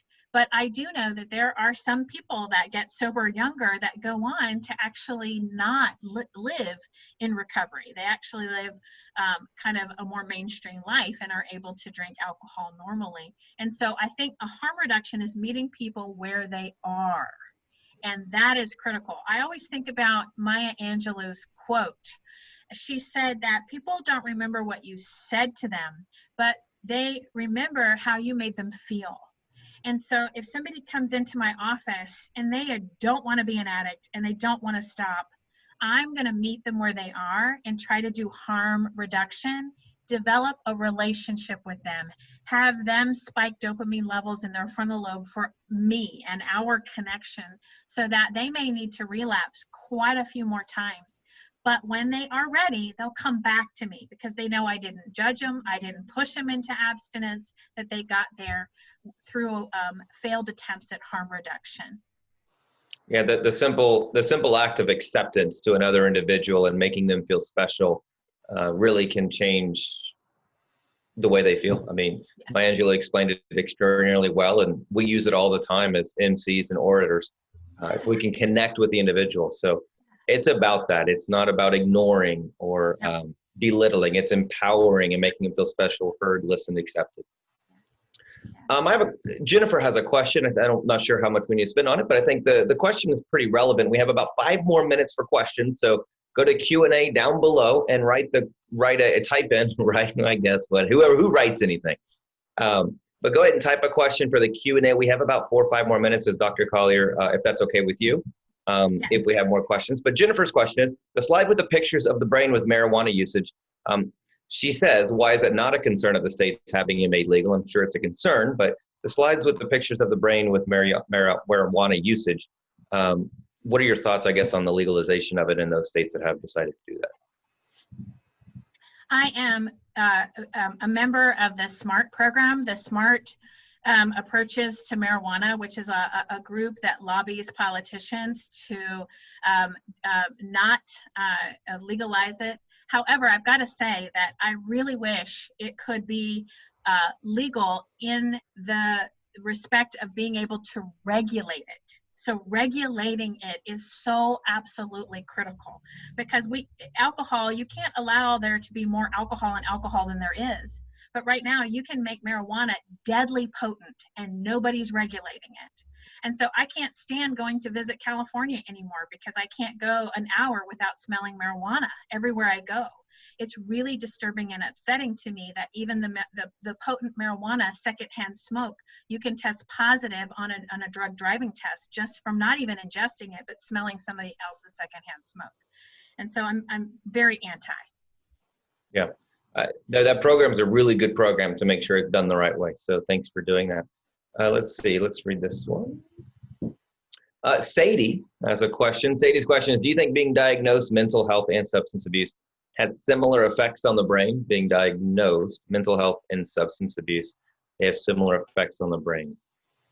Oh, so we know there are connections. I mean, the brain is interconnected to all different parts of the brain. And we also know that in mental health, that there are some problems with certain neurotransmitters, like for instance, serotonin, it may be low. And so there is definitely a connection and overlap between a lot of mental health issues and substance use issues. Okay. Well, Dr. Colley, you're extraordinarily fascinating, and obviously the chat is agreeing and the Q&A is agreeing, even though it's not that much a question. It's more of an answer and an affirmation. Thank you for your time. I think there's a wealth of knowledge and information for us to go out and make effective change in the community to help our citizens, our neighbors, just our community as a whole became drug-free and just more aware of the solution. So Dr. Collier, thank you so much. You're welcome. It was a pleasure. It's so good to present to you guys, and hopefully I will see you in person soon. Yeah, great job. And great job with the book. Where do we get the book? Last chance. Yeah, it'll be on Amazon, so I'll send out an email blast to let you guys know. When do you have an expected date? I'm uploading it literally this week, so we're working on it. Any week now, yes. Wonderful. By the time you get your TCOL credits of October 19th, the book should be ready in about 3 weeks. Yes. TCOL and continuing education. Thank you so much, Doctor. You have a fantastic afternoon. Okay. We are going to take a brief break. My name is Johnny B. Johnny Bravo Holloway. I'm our MC again this year for I think the 8th consecutive year. We're going to be back in about 15 minutes or so for a quick break. So go get some water. Go grab a bite to eat from your fridge or from your desk if you have food there. We'll be back in about 15 minutes or so. Thank you again for joining us. Take notes. We'll be back in just a few minutes with strategies to reduce alcohol-related harm during COVID-19. We'll be right back.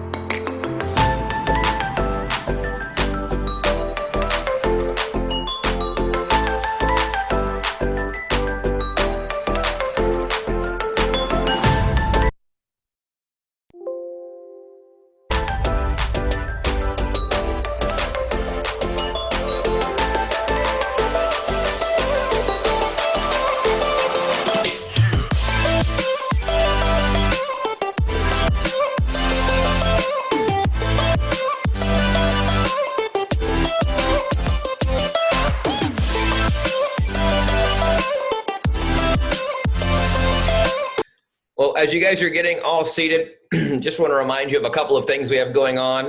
We're going to have you guys all muted, of course. Make sure your cameras are off if you haven't already done so. My name is Johnny B. Johnny Bravo Holloway. Excited to join you for the 8th or 9th year consecutively as a second-generation Houstonian to serve as MC for Community Drug Awareness Day. For me, it's very important to me. As we just saw with Doctor did a great job of explaining behavior and the neuroscience of high-risk behavior. So we're going to have another speaker in just a moment. I want to remind you, though, if you need those TCOL credits, The continuing education credits, equal hours, stay until the end of today. We should be done a little around noon or so. Yesterday was 1. Today it'll be around noon. Those credits will take a couple of weeks. So sense of immediacy is important. Those dopamines might be pumping, and you may say, I need them now. We want you to wait until about October 19th or so. That'll be as long as it may take. Also, you have to stay to the end. Of course, today is the 11th annual. We're sharing ideas, statistics, and current drug problems plaguing our society and our neighborhoods. So, ladies and gentlemen, our next speaker, here is the bio, and he is ready to go. He's going to share strategies to reduce alcohol-related harm during COVID-19. He's an expert in the community and community-level change, which is what we are all doing, policy advocacy, and underage drinking prevention. Dylan has been a research associate at UNC Greensboro and Wake Forest School of Medicine. He has coordinated and worked on the North Carolina Prevention Underage Drinking Initiative for 12 years. Wow. He serves as the treasurer for the U.S. Alcohol Policy Alliance Board of Directors and is a trainer for the Community Anti-Drug Coalition of America, and is the founder and serves as the chair of the board for the North Carolina Alcohol Policy Alliance. Dylan travels the United States speaking and training on substance abuse and in public health. He holds a Bachelor of Arts from Beloit College and Master's in Political Management from George Washington University. Ladies and gentlemen, please welcome our next speaker sharing strategies to reduce alcohol-related behavior during COVID-19, Dylan Ellerby. Thank you, Johnny. I appreciate it. And welcome, everybody. Hope that the conference has been good so far. Let me just share my screen here. Everybody see that now? Okay, great. Thank you. I think Johnny said this, that I'm based in North Carolina. I normally don't look like this. This is my COVID beard and hair. But my plan is to not shave until we have a publicly available vaccine. So we'll see how that goes and how long I can hold out. But glad to be here with everybody for your 11th annual conference. That's a real accomplishment and testament to Kyle and all of the organizers who make this thing happen. So as Johnny said, I've been working in the alcohol policy field for a number of years. It's an area that I'm incredibly passionate about, an area where we need more people doing more work. And so I'm really glad that everyone's here and excited to share some of my thoughts with you, kind of what's happening right now during COVID-19 with alcohol policy, what I think we can do. I've got a case study that I'll share with you from some work we did in North Carolina on legislative policy in March and April of this year. And happy to answer any questions kind of as we go along. This is, I think I saw, let me look at the chat box again. So 318 participants. This next slide I have may be a little challenging for me to see everybody's responses, but would just be interested, and I can look at this later as well, just kind of interested in who's in the room. If you can identify yourself, your city and state, your organization in the chat box, kind of what brings you here, and disclose any conflicts. Sometimes we have folks from the alcohol industry present. Would love to be aware of and know about that. But again, with 318 participants, I'm probably not going to be able to read all of your chats, but would be interested just in seeing that at least later on. So here's an overview. We'll try to get to most of this. I've eliminated some of this for time constraints.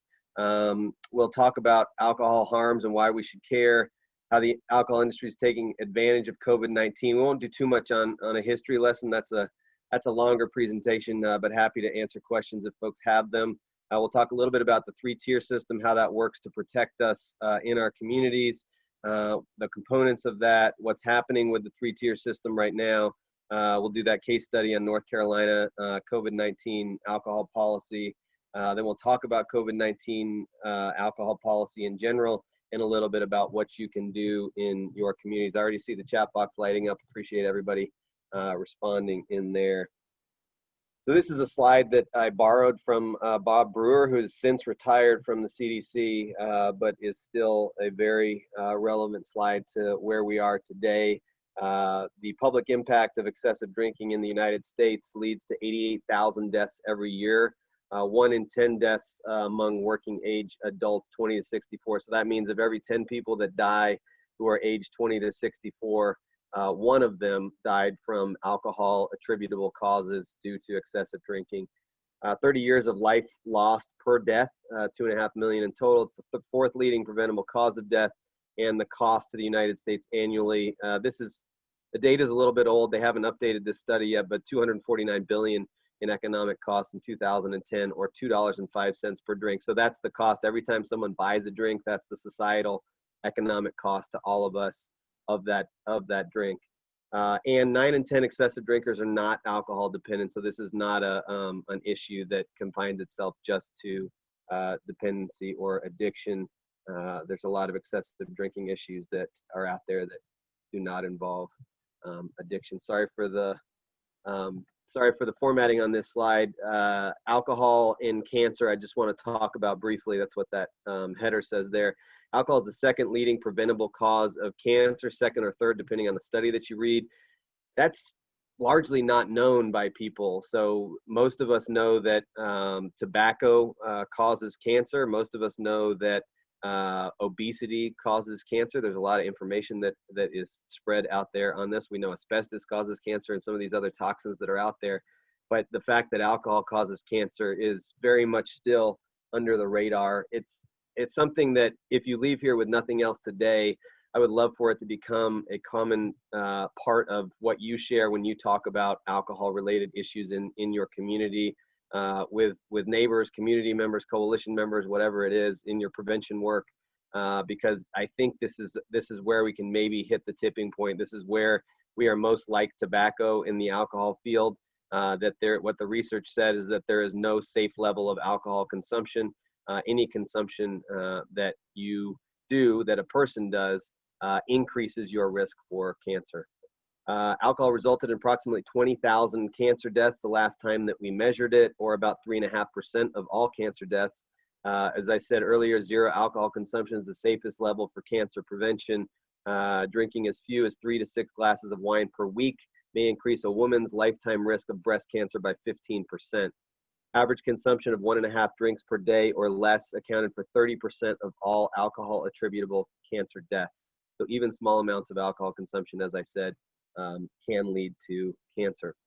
The likelihood that a woman who drinks moderately will get colorectal cancer is 200 times greater than if she abstained from alcohol. So I just put this out here, and this is a slide that I include in every presentation that I do on alcohol and health and alcohol policy, because I want us to be really clear why we're doing this work, right? This is a incredibly dangerous product, and people need to, if they choose to drink, I would like them at least to have this information, right? It's their right to do what they want, right? Same as the smoker has the right to smoke, but we want them to have the information before they do that, and most people do not have this information.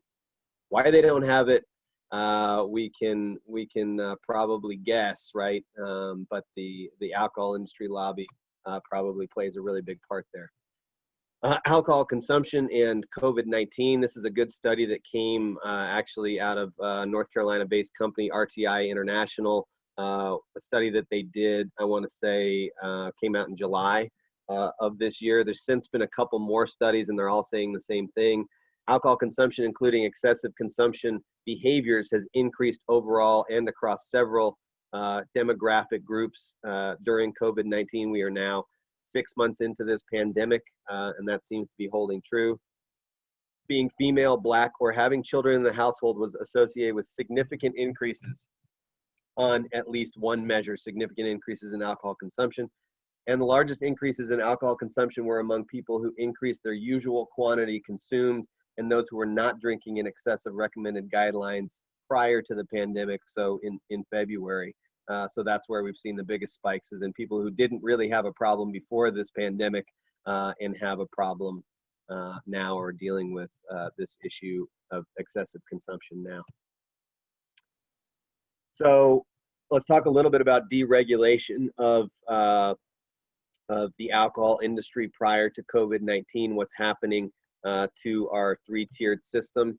There's 3 ways that the sale, manufacture, and wholesale of alcohol has been compromised. It's a direct assault on the system, strategic erosion, and lack of understanding or oversight. And I'll go through each of those different categories. So direct assault, there's been large-scale attempts to privatize state alcohol control systems. In the state of Texas, you don't have a state system like we do in North Carolina, where we have ABC stores that sell liquor exclusively. So there is no other liquor or spirits. There's no other place where you can buy that. The same used to be true for the state of Washington. They privatized a number of years ago and have seen significant issues associated with that.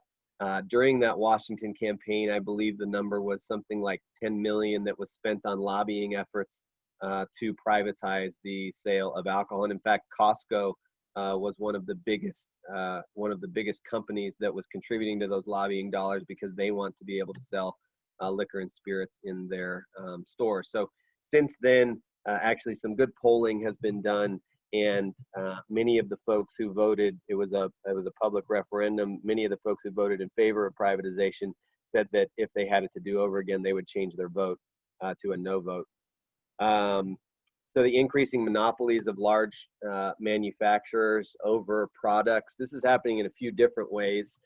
Some mid to large level producers, manufacturers have joined forces or been bought out, but it's also happening at the craft level. So North Carolina, another good example, AB InBev, which is a giant manufacturer, includes Budweiser, bought out Wicked Weed, which is a craft brewer from Asheville, North Carolina. And this is strategic, right? They recognize that they're losing a good portion of their sales to craft brewers, right? Not as many people are buying Budweiser and Bud Light as they used to. And so what do you do in that case? If you can't beat them, join them or make them part of your company, right? And so they bought out a craft brewer there, and that's happening in many different places. It also means that they can do different things that they used to not be able to do, like they can be their own wholesalers in the example of Wicked Weed, depending on how much they manufacture and how much they distribute. So all of those things are leading to an erosion of the three-tier system, which is a large protective factor on price, keeps prices higher. It also keeps the quality of the product much better. So if the manufacturer can distribute and sell the product, there are fewer checks and balances. So the three-tier system is really important to the way that we sell and purchase alcohol in this country. And sorry for the formatting here, this says strategic erosion. So chipping away at important aspects of the alcohol sales system that set a precedent for future decontrol measures.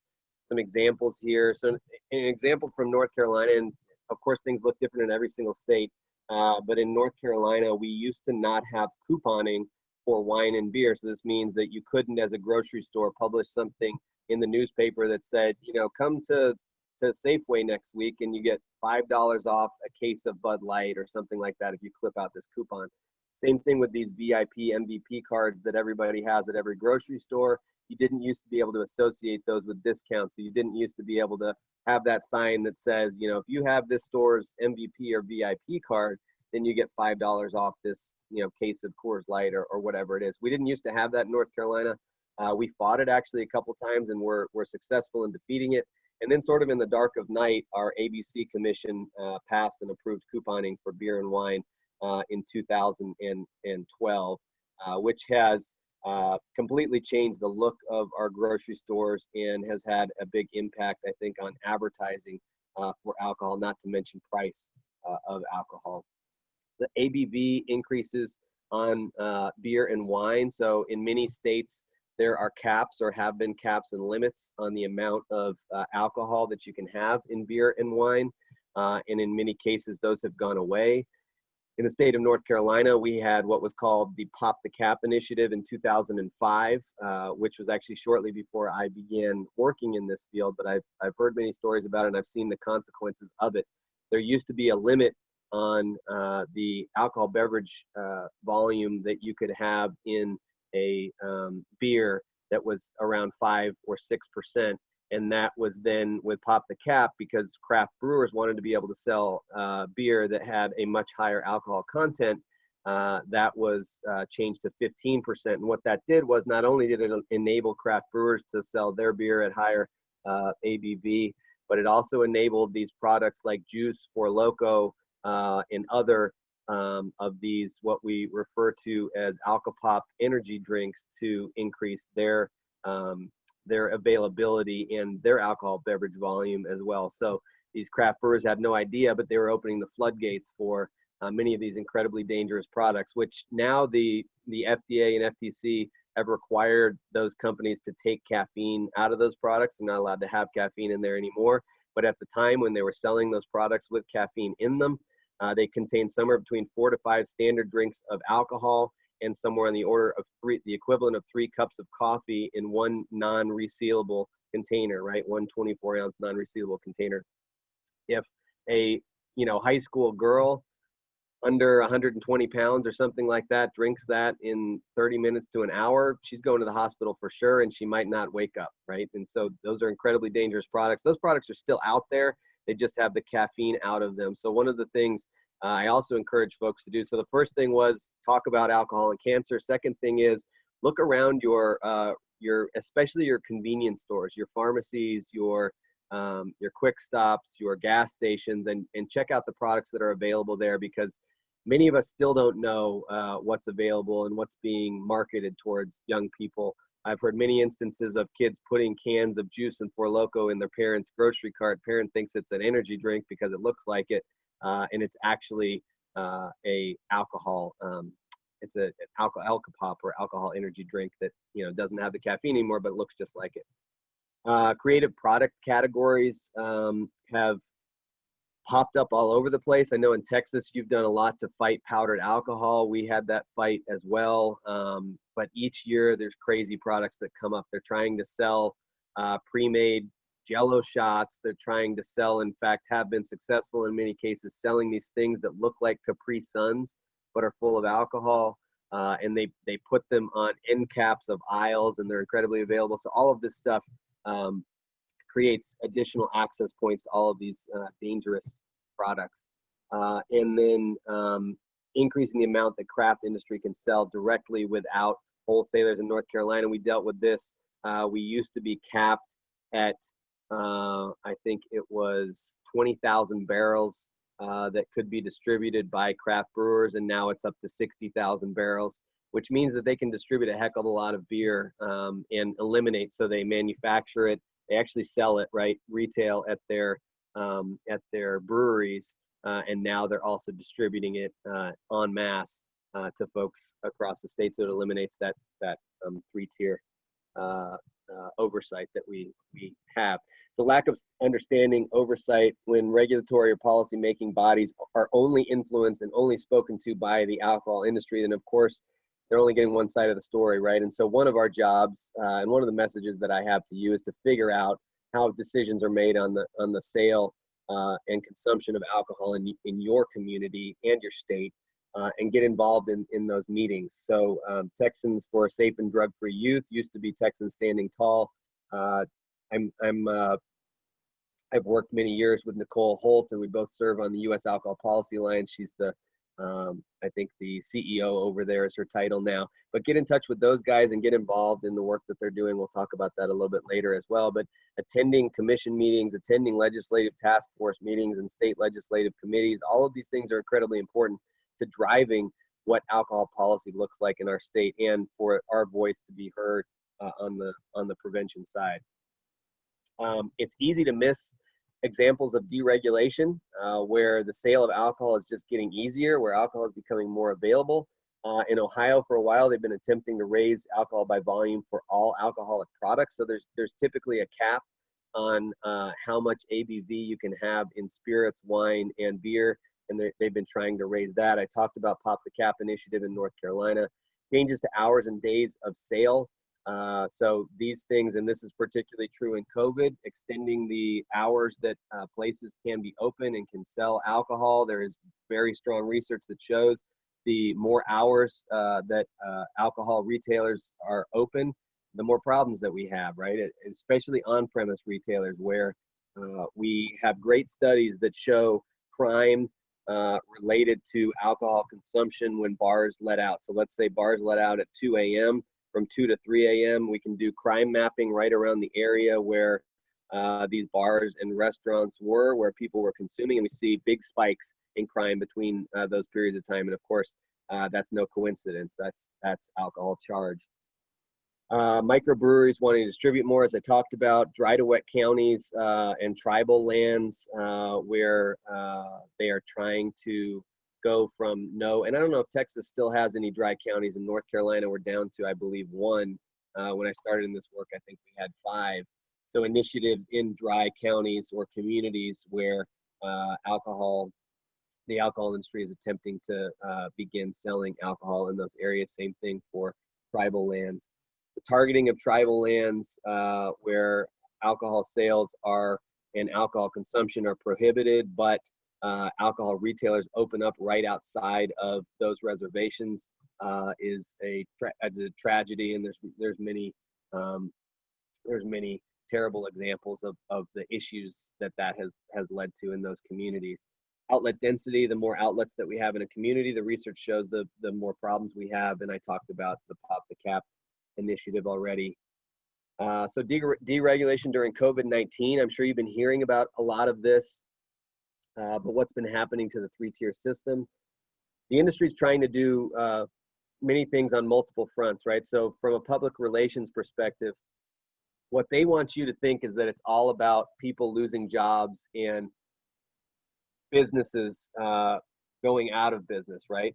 So being deemed necessary or required or vital to our communities. In North Carolina, our governor deemed our alcohol sales as a necessary service during COVID-19. So our retailers were able to continue to sell alcohol, and our ABC stores were able to continue to sell liquor or spirits.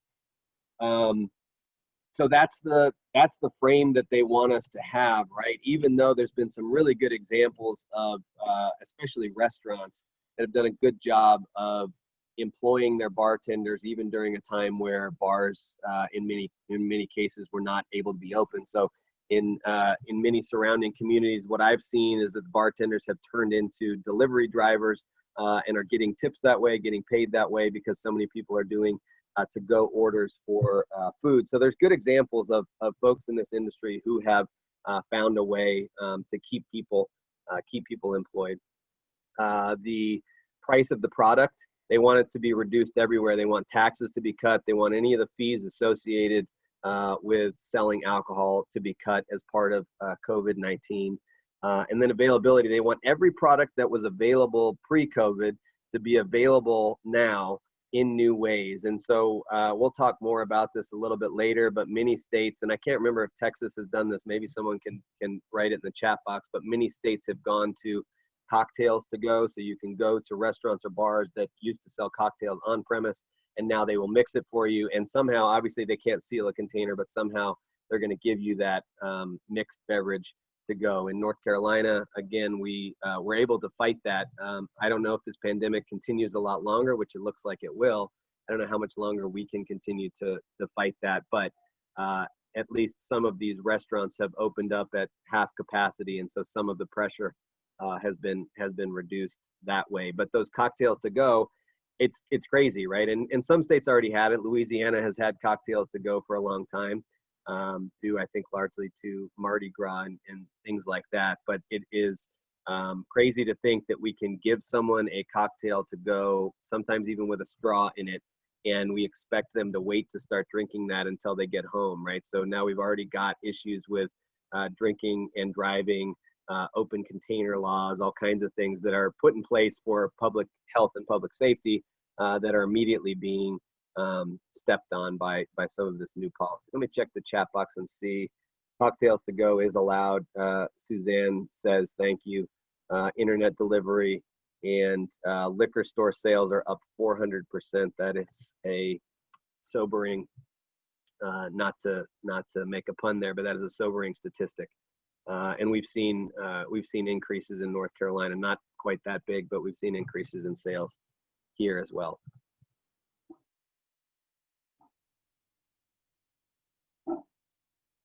So just interested, again, the chat box, there's so many people on here. I'll try to see some of your answers, and thank you, Suzanne's answered some of that. But what's happening in your community or state regarding alcohol laws? Are they getting stronger or weaker? Obviously, a lot of our laws are getting weaker. Are there issues that you see coming up frequently? How often is it happening? Do you see this direct assault, erosion, or lack of oversight? What are some of the policies that you're seeing, hearing about that are impacting things in your community? Dana says, yes, in Houston we have to go. Marlene says daiquiris to go is a thing over here in Houston, as well as it was also pre-pandemic. Okay. Good to know.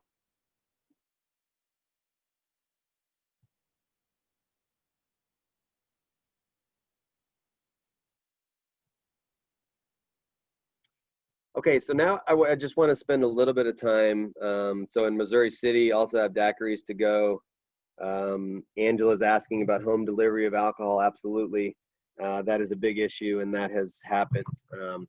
The same way that the last thing that I was saying here about every product should be available to go or to be delivered captures that we have allowed in most states. We have allowed internet delivery, Uber Eats, all of these other delivery services. We're allowing them in most cases now to deliver alcohol to customers. Are folks aware if you order a hamburger from a restaurant in Texas, can you also order a gin and tonic or something with it? Can you order a mixed drink with food to be delivered? Omari says, yes, you can. Yeah. Yeah. Some places you can. Yeah. So these are the kind of laws that, and I assume I saw the thing about daiquiris to go in Houston was a thing before the pandemic, but you didn't used to be able to deliver mixed drinks, did you? Question to folks. Before the pandemic, could you deliver mixed drinks to people?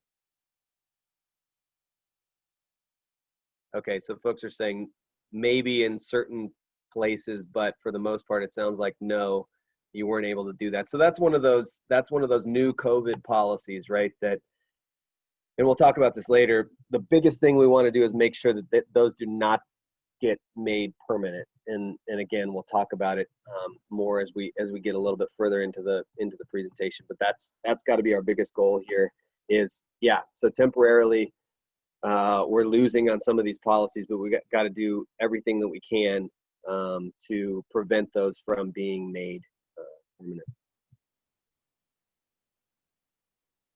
So here's a little bit on what we did in North Carolina, just as an example of how we approach this. I'll talk about our timeline, our main talking points, our challenges, strengths, and lessons that we learned from it. I'll go through this quickly. This may or may not be interesting to folks, but I just want to point out that from basically the beginning of this issue on the 27th of April, which is the second point that you see down there on the bottom, to the end, it was less than a week. It was 6 days from when we got word that language would be inserted into a legislative COVID-19 bill on cocktails to go until the governor signed the ultimate bill. So obviously at that time, things were moving really quickly. People were very concerned and, still concerned, but very concerned about the economy and what we were going to do to protect and help small businesses. So if you look at the bottom, that's our advocate timeline, and the top is kind of the legislative timeline. So on the 27th of April, we get confirmation that cocktails to go, so that's just an abbreviation, CTG, will be inserted into House Bill 1043. If you look up at the top, the 28th of April, House Bill 1043, which was the COVID relief bill, introduced in the Rules Committee, but there's no cocktails to go in there yet. On the 29th of April, a proposed committee substitute, which is where you take a bill and you say, okay, we're going to take this one and swap it, basically. So you have a bill that's 100 pages long and you have this one over here that's 50 pages and you just get rid of this one and you put this one in there. It's one of these legislative maneuvers that is really tricky and makes it really hard to track, especially when things are happening so quickly in a case like this. So this proposed committee substitute is approved by the Rules Committee. So all of a sudden now, cocktails to go is inserted into that bill. On the 29th of April, we start to hear that Senate leadership is opposed to cocktails to go, and that the House is what's really pushing this. And we know, of course, that you need both, right? And so we start pushing the Senate and encouraging the Senate and thanking them for their opposition to this, and of course contacting members of the House and the governor as well. On the 30th of April, House Bill 1043 with cocktails to go in it passes the House 117-1, so a very bipartisan bill. Again, has cocktails to go in it. So at this point, we're pretty concerned, right? Because this is past the House. So the Senate also passes a bill which goes over to the House, makes crossover to the House, and does not have cocktails to go. So now you have the Senate considering a bill from the House that has cocktails to go, and the House is considering a bill from the Senate that does not have cocktails to go, and somehow they have to reach resolution, right? And so on May 1st, the House and the Senate are negotiating, and we're doing everything we can. We're making phone calls. We're attending any hearings virtually via Zoom, and we're writing emails and trying to bombard these legislative offices with as much information and support for an anti-cocktail to go position as we possibly can. Just as an aside here, I was at a presentation a few years ago, and a Senate staff member said, and this is North Carolina Senate, where these districts represent a lot of people, right? We're talking about hundreds of thousands of people. A member of that staff said, if we get 10 phone calls on an issue, we have a meeting. And so I've taken that to heart since then. And we might think that we're, just a few people who care about these issues, but what they do is they do the math and say, okay, if I just heard from 10 constituents, I'm going to multiply that by 100. And I think that at least 1,000 people care about this issue in my district. And so that's something that, whether we're working city council or we're working county commissioners or, whatever your equivalents are, school board or at the state legislature, if we can make calls to those folks, that can make a really big difference. So the House and Senate are negotiating. We're making calls and submitting public comment in any of these hearings that are happening. So the Senate is having their hearings, the House is having their hearings. On the 2nd of May, Senate Bill 704, as a proposed committee substitute without cocktails to go, is approved and passes the House, and goes to, and then the House Bill 1043 goes to the Senate Appropriations Committee and approves it. So basically they do another proposed committee substitute and substitute a negotiated bill into both chambers, passes both of those chambers, and we do not have any cocktails to go in either of those. That was on a Saturday. Some of the lobbyists that I worked with on our side that were helping us, one of the big ones was Reverend Mark Creech with the Christian Action League, told me that he couldn't remember a time that the House or the Senate had met on a Saturday. And so that was a big deal. They passed it, went to the governor signed it on May 4th, Monday, May 4th, and we did not have cocktails to go in there. So I think if we hadn't been there, I think there's a good chance that cocktails to go would have passed. If there hadn't already been reluctance on the part of the Senate, I don't know that we would have been strong enough to swing it. So we built on the fact that the Senate was already opposed to this issue. And part of that goes to some of our organizing that we've done over the years to encourage folks in both the Senate and the House to take strong positions on these pieces of alcohol legislation. So part of that is that groundwork that we laid. Part of it is in North Carolina, we have a very strong religious community, and so the Southern Baptists and folks like that have an opposition in general to alcohol. And I'm not sure you have that as much in Texas or not, but that's something that we have been able to leverage over the years. I'm looking at the chat box here. Aubrey says we need to tighten up regulations on alcohol, stop more drugs from being legalized. I don't like that every gas station has a big bin of beer and ice right when you walk in on a hot day. These addiction for profit lobbyists are sneaky. They've been trying to push marijuana bills through too in the COVID-19 relief bills. Yeah, absolutely. So this is one of those areas where, and you've got a state team in Texans for Safe and Drug-Free Youth that employ folks on the policy side who are keeping track of some of this legislation. So that's where I would, and I'll talk about it a little bit later, but encourage folks to get involved or more involved in that if you're not already, because it's a great benefit. And we have to, there's so many bills that get introduced every year, and as Aubrey is saying, a lot of times they'll just sneak stuff in there. And if we're not looking at every single version of these bills that come out, we've got no chance, right? So we have to be looking at, and sometimes they come out at 3 in the morning, and we have to be aware of that as well. So one thing that I do is I set up legislative alerts. So anytime I'll be watching a bill, and anytime that bill changes, I'll get an email. So hopefully there's something similar that you can do with the Texas legislature on that as well. But setting up folks who are ready and prepared to do that is really important. I'm just going to go through the talking points that we used as part of our campaign. Again, I'll share this slide deck with folks, and you can beg, borrow, steal from any of this if it's useful to you. So our community health talking points that we utilized during the campaign. Many people are coping with the current crisis by turning to alcohol. Recent reports show that U.S. sales of alcohol have risen by 55%. Online sales across the country are up 243%.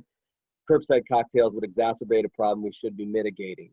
So that's one of our talking points that we use. Of course, you have your stat of 400% increase in liquor sales. The Charlotte Observer, which is a big newspaper in North Carolina, has reported that in Mecklenburg County, the sale of spirits in ABC stores jumped 30%. Overall, North Carolina liquor sales have jumped 21%. Curbside sales of mixed beverages would create an additional unnecessary public health hazard during the current pandemic. So instead of looking at alcohol as an escape or something that's really important for people during the pandemic, let's look at it as what it is, which is it's its own pandemic, right? And so do we really need to be increasing access to that pandemic causer at the same time that we have another health pandemic in our community? Of course, there's also good research that shows that your immune system is compromised by alcohol consumption, and so we don't want to do that during a pandemic either. Our economic talking points: the federal government has already taken steps to protect small businesses and their employees through the CARES Act, the PPP, and the EIDL loan programs, as well as expansions on unemployment benefits. Moreover, many small businesses have already deployed their bartenders as food delivery drivers. So this is just combating the idea that there is no help for restaurants and bars, and that's simply not true. There's been a whole lot of help for restaurants and bars, and the goal for those restaurants and bars should be to get through this, right? And hopefully, from their perspective, they're able to stay in business, but it shouldn't be our job or the job of our legislature to increase sales of a product that we know can cause and does cause harm in our community. So those were part of our economic points. People say, oh, all these businesses are going to go out of business and these employees aren't making any money. Well, employees are making money on unemployment, and in some cases making more on unemployment than they were working for that bar or restaurant. And the PPP, I know this because we run a business, the PPP program was incredibly beneficial. So basically that took your wages and it said, okay, if you keep employing the people and just basically paying them not to work, we'll give you this loan, and it'll be a forgivable loan if you just use it for payroll. So there was a mess at the beginning, but ultimately most of the folks who wanted the PPP should have been able to get the PPP, and that should have included bars and restaurants like the organizations or the businesses that we're talking about. So our overall talking points: while restaurants that serve drinks are an important part of North Carolina's economy, serving mixed drinks during COVID-19 is not. Allowing the sale of mixed beverages will not significantly change the economic fortunes of these businesses and their employees. However, doing so does pose a significant increased public health risk to the general population of North Carolina. Governor Cooper's executive order has already made ABC stores an essential business, and people may already find their choice of alcoholic beverages, whether beer, wine, or liquor, readily available. They don't need cocktails to go. Cocktails to go does not make economic nor public health sense. And finally, there are a lot of things we need right now. We need masks, we need hand sanitizer, ventilators, toilet paper. We don't need cocktails to go, right? So we're trying to frame this in such a way of what is necessary right now during a pandemic. Do we really need to? So employees should be taken care of, right? Whether that's through unemployment or a program like the PPP. And there's a whole lot of things that we can be focusing our energy and attention on that actually benefit us, right, and reduce health risk rather than increasing health risk. So these were some of the points that we use. And again, I'll share these, and if these are useful to folks, then hopefully you can use them. I understand you've already got cocktails to go, but hopefully that was passed as a temporary measure during COVID-19, and some of these talking points may be useful to you in combating what will surely be a fight to make permanent the cocktails to go policy. So one of our challenges in fighting this fight was that with the North Carolina Alcohol Policy Alliance, we have no staff, we have no money, we are 100% volunteer. So any of the time that I spend on it, any of the time that anybody else spends on it is all volunteer. The speed of the bill once it was introduced, so you can tell that you have to have as many hands on deck as possible. And it really helped us, I'll talk about it in a second, really helped us to have a professional lobbyist who was on our side, who was tracking this legislation and calling me and letting me know when there were new bills being introduced. Tracking where the cocktails to go provision was and was not in bills as they changed. Sometimes they introduced new bills and they never even got published on the General Assembly's website. It just happened so quickly. I don't know that that's legal with transparency laws, but it happened. And then where is everyone else? So fighting everyone is doing it, this is a done deal, it's not worth trying syndrome. So I got told by so many people, both nationally in the state of North Carolina, Dylan, don't even bother fighting this thing because every single state is passing cocktails to go. How are you guys going to be any different? How are you going to succeed here?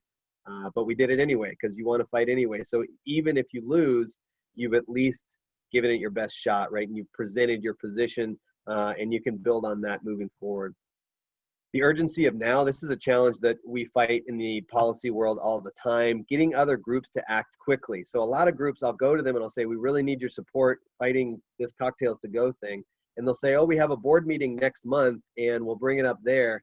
And I'm like, we can't wait for the board meeting next month, right? We need action now. And so somehow, and this is a message hopefully to those of you that run or are part of organizations, somehow building in flexibility into your process so that when things are of an urgent nature, you can do email votes, you can make quick decisions as an executive committee or whatever that looks like, but being able to, because a lot of these organizations wanted to help. And I remember one organization, they were finalizing a letter opposing cocktails to go 6 weeks after all this happened. And that's nice. I'm glad they did it. And now it's out there, it's on the record, but it didn't help in fighting this particular fight. So figuring out a way to be flexible, figuring out a way to be able to act quickly is critically important to any policy work that we do. The media bias overwhelmingly favored small businesses, and a lot of our letters to the editor and op-eds that we wrote never got published, and letters to the editor on the other side did get published. So that was a challenge. I think if the public got to vote on this and it wasn't the Senate and the House, cocktails to go probably would have been approved, would be just my kind of hunch on public opinion and the way that public opinion has been shaped by the alcohol industry. I'm just looking at the chat box here. Angela says, this is posted online from Dallas. A special waiver approved by Texas Governor Greg Abbott now allows certain bars and restaurants to sell to-go cocktails during the coronavirus pandemic. Qualifying restaurants and bars must have mixed beverage permits from TABC that have permanent food service abilities. Thank you. Thanks for sharing that. H-Ty asks, why is the media bias overwhelmingly favoring small businesses? I think it's how the alcohol industry has worked to frame it, for sure. They wanted to have the PR on their side for this, as they always do. They do a really good job of that. There's been ads and all kinds of things where we're showing people who are out of work and trying to create sympathy or empathy for those folks. And I think we do have that, right? We want people to make money and we want people to have good jobs. But we have not, the public health side has not done, I think, a good enough job of explaining how detrimental increasing access to alcohol and alcohol sales can be in our states and communities.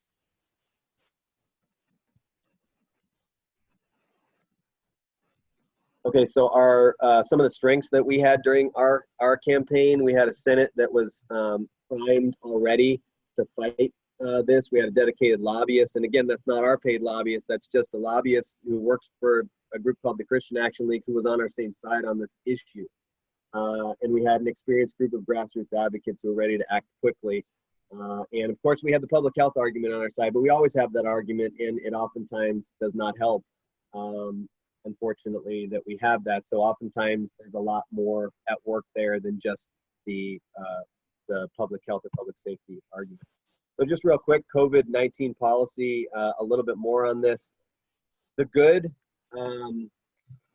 so basically what I'm saying here, these are the things you can do right now during COVID-19 and the things that may happen. So there may be bars that go out of business during COVID-19, and Julia Sherman, who's an alcohol policy expert at the University of Wisconsin, has said this is a once-in-a-generation opportunity for us to reduce outlet density, right? Because if these bars, and I don't know if Texas is allowing, if Texas is allowing bars to continue to sell on-premise, or if they have closed bars, or if they're limiting capacity, whatever that is. In North Carolina, bars that don't sell food are not open, and restaurants that do sell food have limits on capacity, right? And so there are financial hardships for sure for these locations.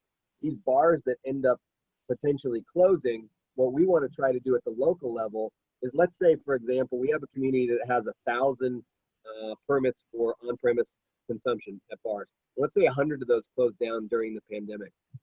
What we want to try to do is to keep it at 900, right? It used to be 1,000. Don't let them go back to 1,000. Let's cap it where it's at, right? And so it's a once-in-a-generation opportunity, especially I think in some of these college communities, to limit the insane density of on-premise alcohol establishments that we have. So outlet density is one thing we can do. Taxes.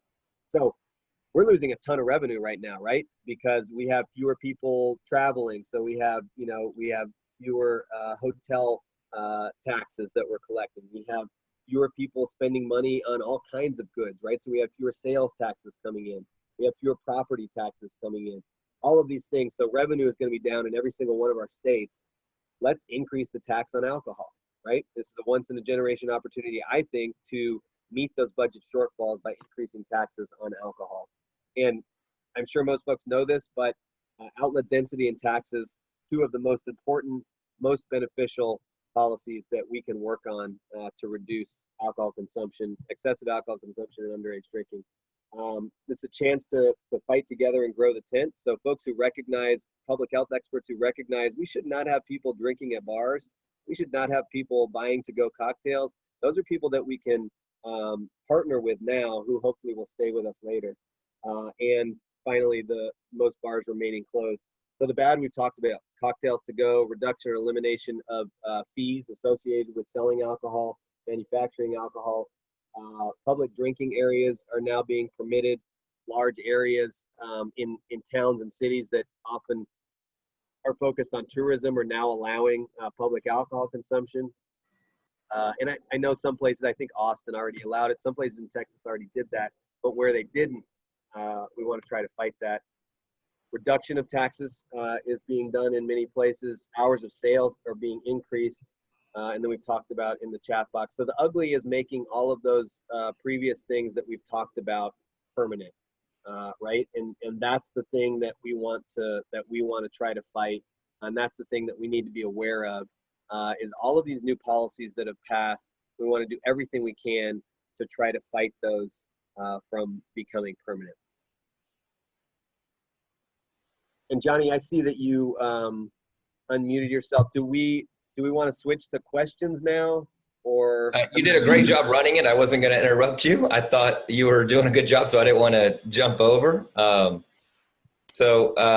we like them over in the Q&A. So if you're typing in the chat and you're saying you have a question there, we think it's great. We want those questions for us to organize them.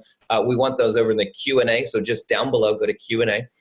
If you can, that way we can modify, or we can monitor them, and we can let you know that we're answering that question. Estrella obviously wants the copy of the slides, which I think we've already addressed that. Sadie's question, did you answer that one exactly? The Society of Deregulation on Alcohol? I had not seen that.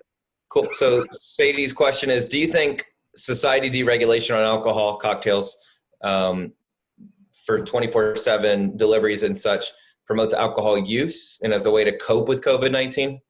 I think considering what we've read it's yes, but it's not appropriate. Yeah, I think anything, I don't know that the people who,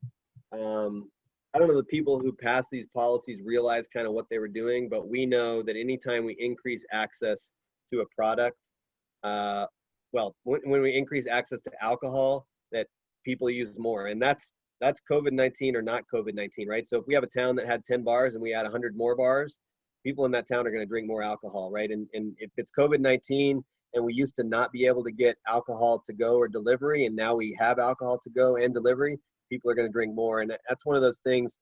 One of the great titles that tells you a lot about alcohol of a book is Alcohol, No Ordinary Commodity, which is a WHO book. And basically what it says is we can't treat alcohol like we treat cereal or like we treat bread or milk. Unfortunately, if you increase the amount of bread that's available, people are still going to eat the same amount of bread, right? But if you increase the amount of alcohol that's available, people unfortunately just drink more of it, right?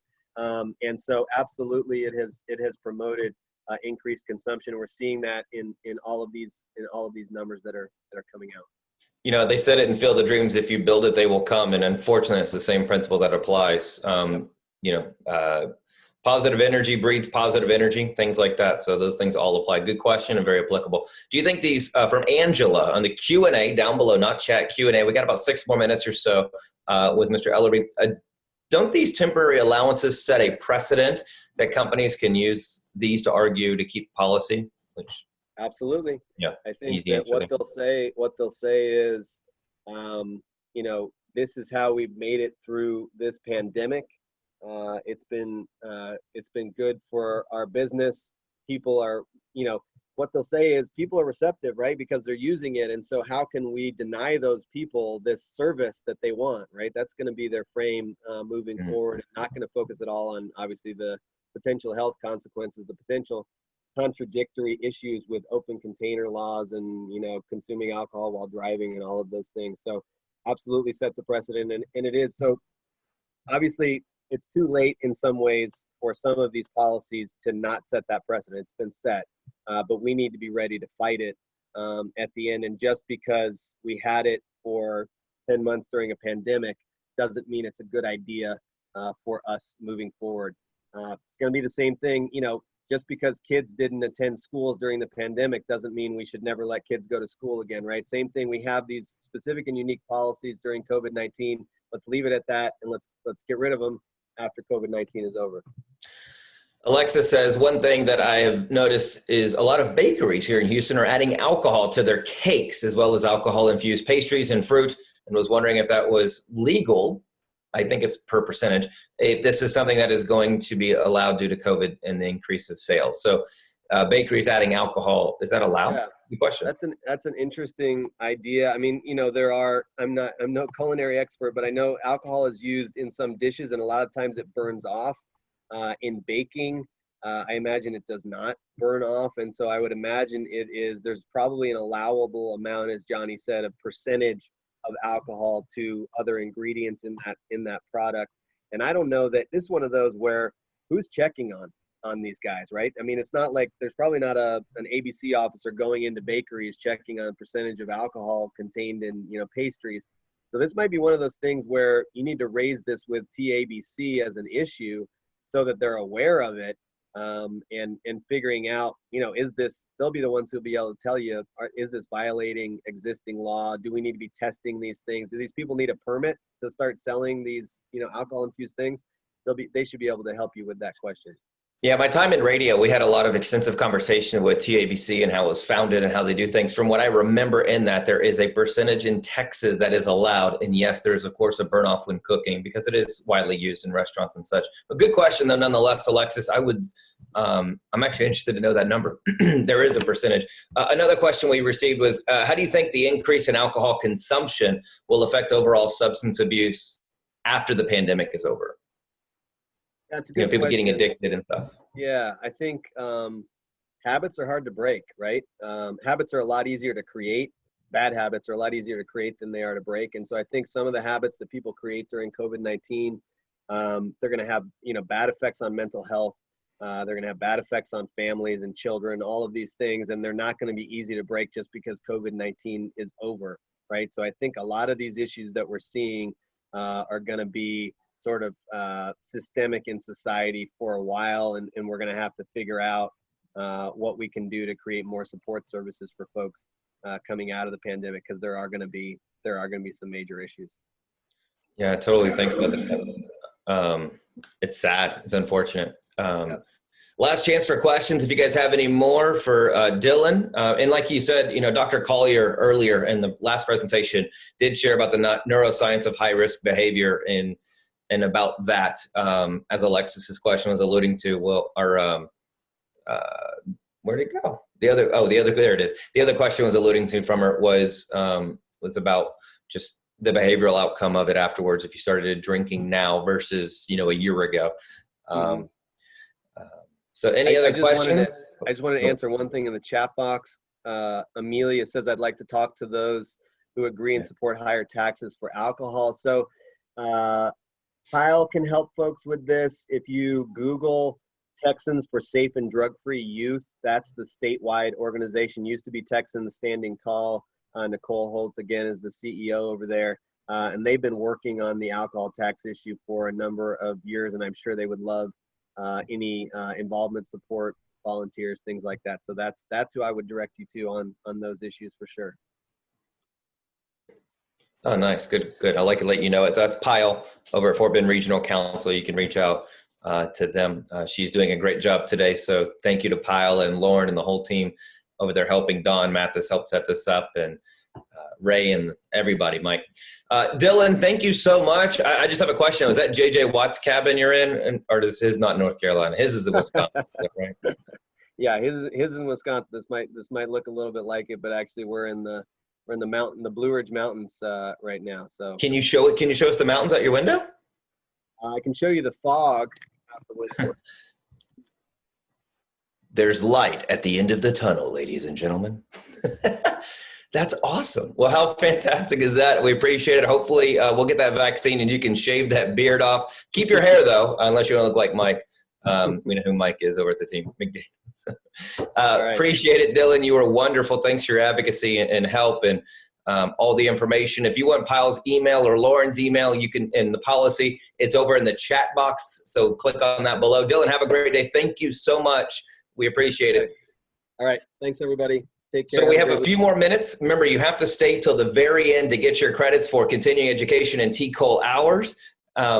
So Dylan spoke. We've had our break. We spoke with Dr. Collier today. We heard from Police Chief Art Acevedo for the Houston Police Department with over 5,300 officers approximately we have currently. Talking about evaluations and certificates, she's going to share a little bit more. Want to make sure that she's available. She's a clinical consultant. We heard from her yesterday, and we tried to count how many degrees she has because she has an extraordinary amount, because we're so proud of her, and we really enjoy her knowledge and so much more. So ladies and gentlemen, will you please welcome clinical consultant Helena Washington. Miss Washington, are you still with us to share about certificates and other great things? Yesterday she shared at the end, and it was fantastic. So if you're interested, before she comes back up, a little bit about Miss Washington is that she's a licensed addiction specialist, mental wellness and behavioral health diversity authority with over 25 years of experience working with children, adolescents, adults, and preserving family systems. Due to Helena's clinical rooting in mental health, let's see here. She's coming right back on. Thank you, Helena. With over 25 years of experience working with children, adolescents, and adults, as we said, and preserving family systems. Due to Helena's clinical rooting in mental health, her passion is working with holistic and collaborative approach to mental wellness, as well as the educating our communities, organizations, and corporations. So here's some of what we're going to see in her background. She obtained her bachelor's degree in psychology and sociology from Grambling State University, and her master's degree in counseling a few years later from Bowling Green University with a focus of brain trauma, addiction, mental and emotional health. physical wellness, diversity, adolescent, and women's concerns. A lot of great work. Our next speaker that's going to share just for about 5 minutes or so about our evaluations and certifications. She has a ton of them. She says she's a is she really, there's no way she's a grandmother. She says she's a mother of 3 and a grandmother of 1. Immigrated to the United States from Liberia and West Africa as a child. She described her greatest professional success as being an integral part in the process of healing that takes place in those living with disruptive behavioral health challenges and promoting family preservation. When she gets back on, that is going to be Helena Washington. I like to make sure those introductions are done with fervor and excitement. So we really appreciate you guys joining us today for the 11th annual, day 2 of our 11th annual Community Drug Awareness Day. My name is Johnny, and it's a privilege to be back. A funny story is about 9 years ago when I was doing radio, I think I might have still been on the morning show at 104 KRBE.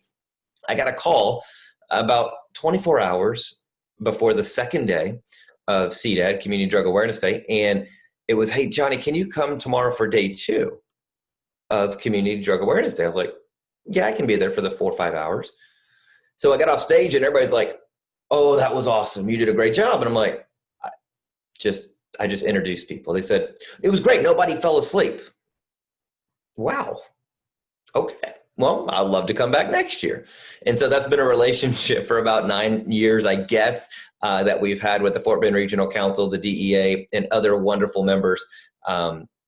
So we want to make sure that you've all stayed awake, learned something, so you can go out and make effective change into our community. If we're not making change from what we're learning here today, then it's all for naught. So we want you to learn one thing, maybe 10 things, and find great ways to apply that to our community to help. If Miss Washington, we want to make sure she's there. So if Miss Washington is available, we want her to pop back up.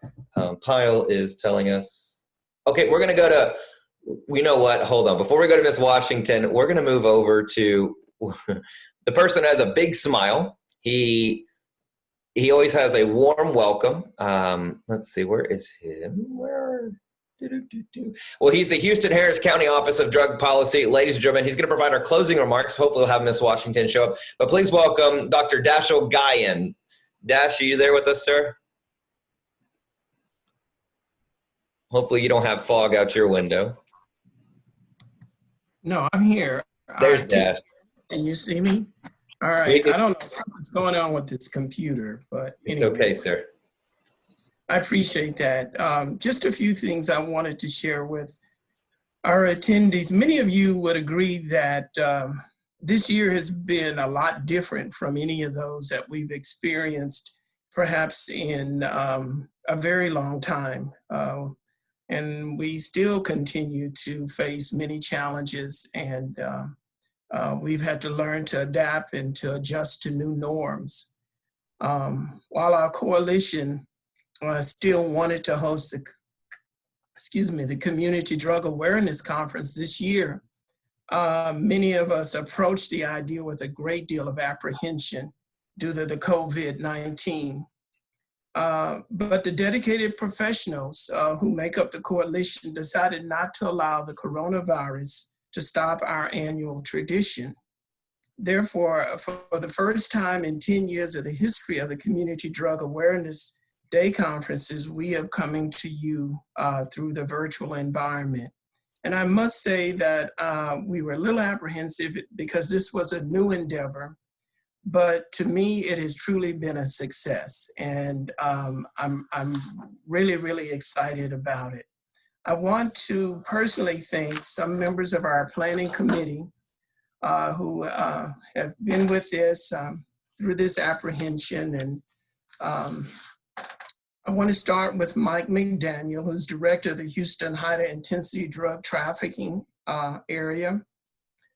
Ray Andrews, director of the Houston Crackdown in Mayor Sylvester Turner's office, Don Mathis and Danielle Pennington with the Drug Enforcement Administration.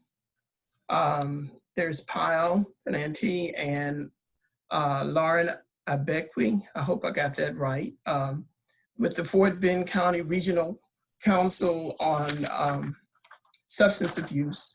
And of course, Helena Washington, who you'll hear from shortly, is a clinical consultant with the Houston chapter of Texas Association of Addiction Professionals. Kenny Jamel with Project Self-Control, Dr. Mike Wilkerson with the University of Texas School of Public Health, my alma mater. Dr. Katrina Gary Forte with ACC Service Technology Department. And of course, our illustrious and energetic Johnny Holloway. These people have made this real in such uncertain times.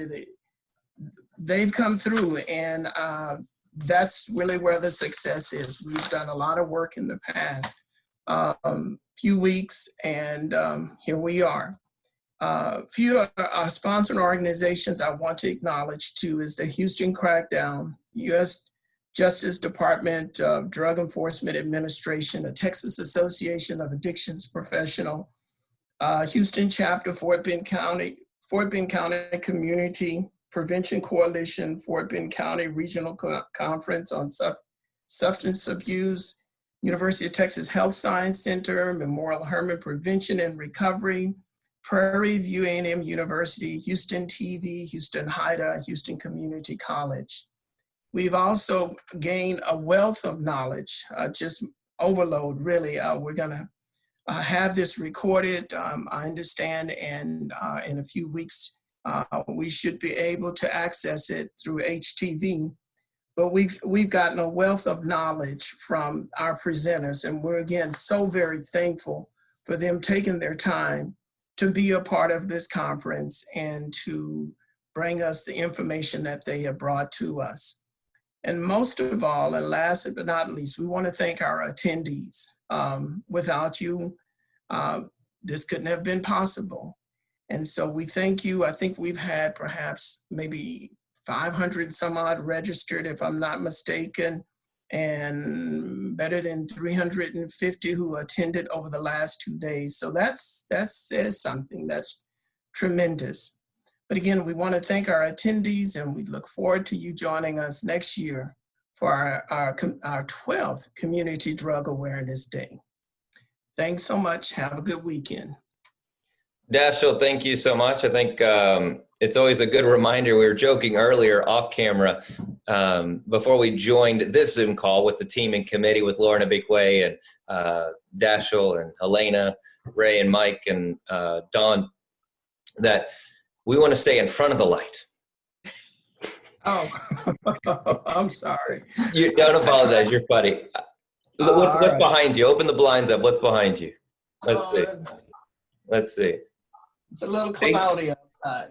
We got sunshine and green trees. You know, that means they're healthy. That means they're living and vibrant. I think it's a good reminder for all of us to live the same way. Doctor, we appreciate you, your faithful support year after year for the Community Drug Awareness Day, and obviously out in the community for the great work that you do with Houston Harris County Office of Drug Policy. So thank you so much, Dr. Dash.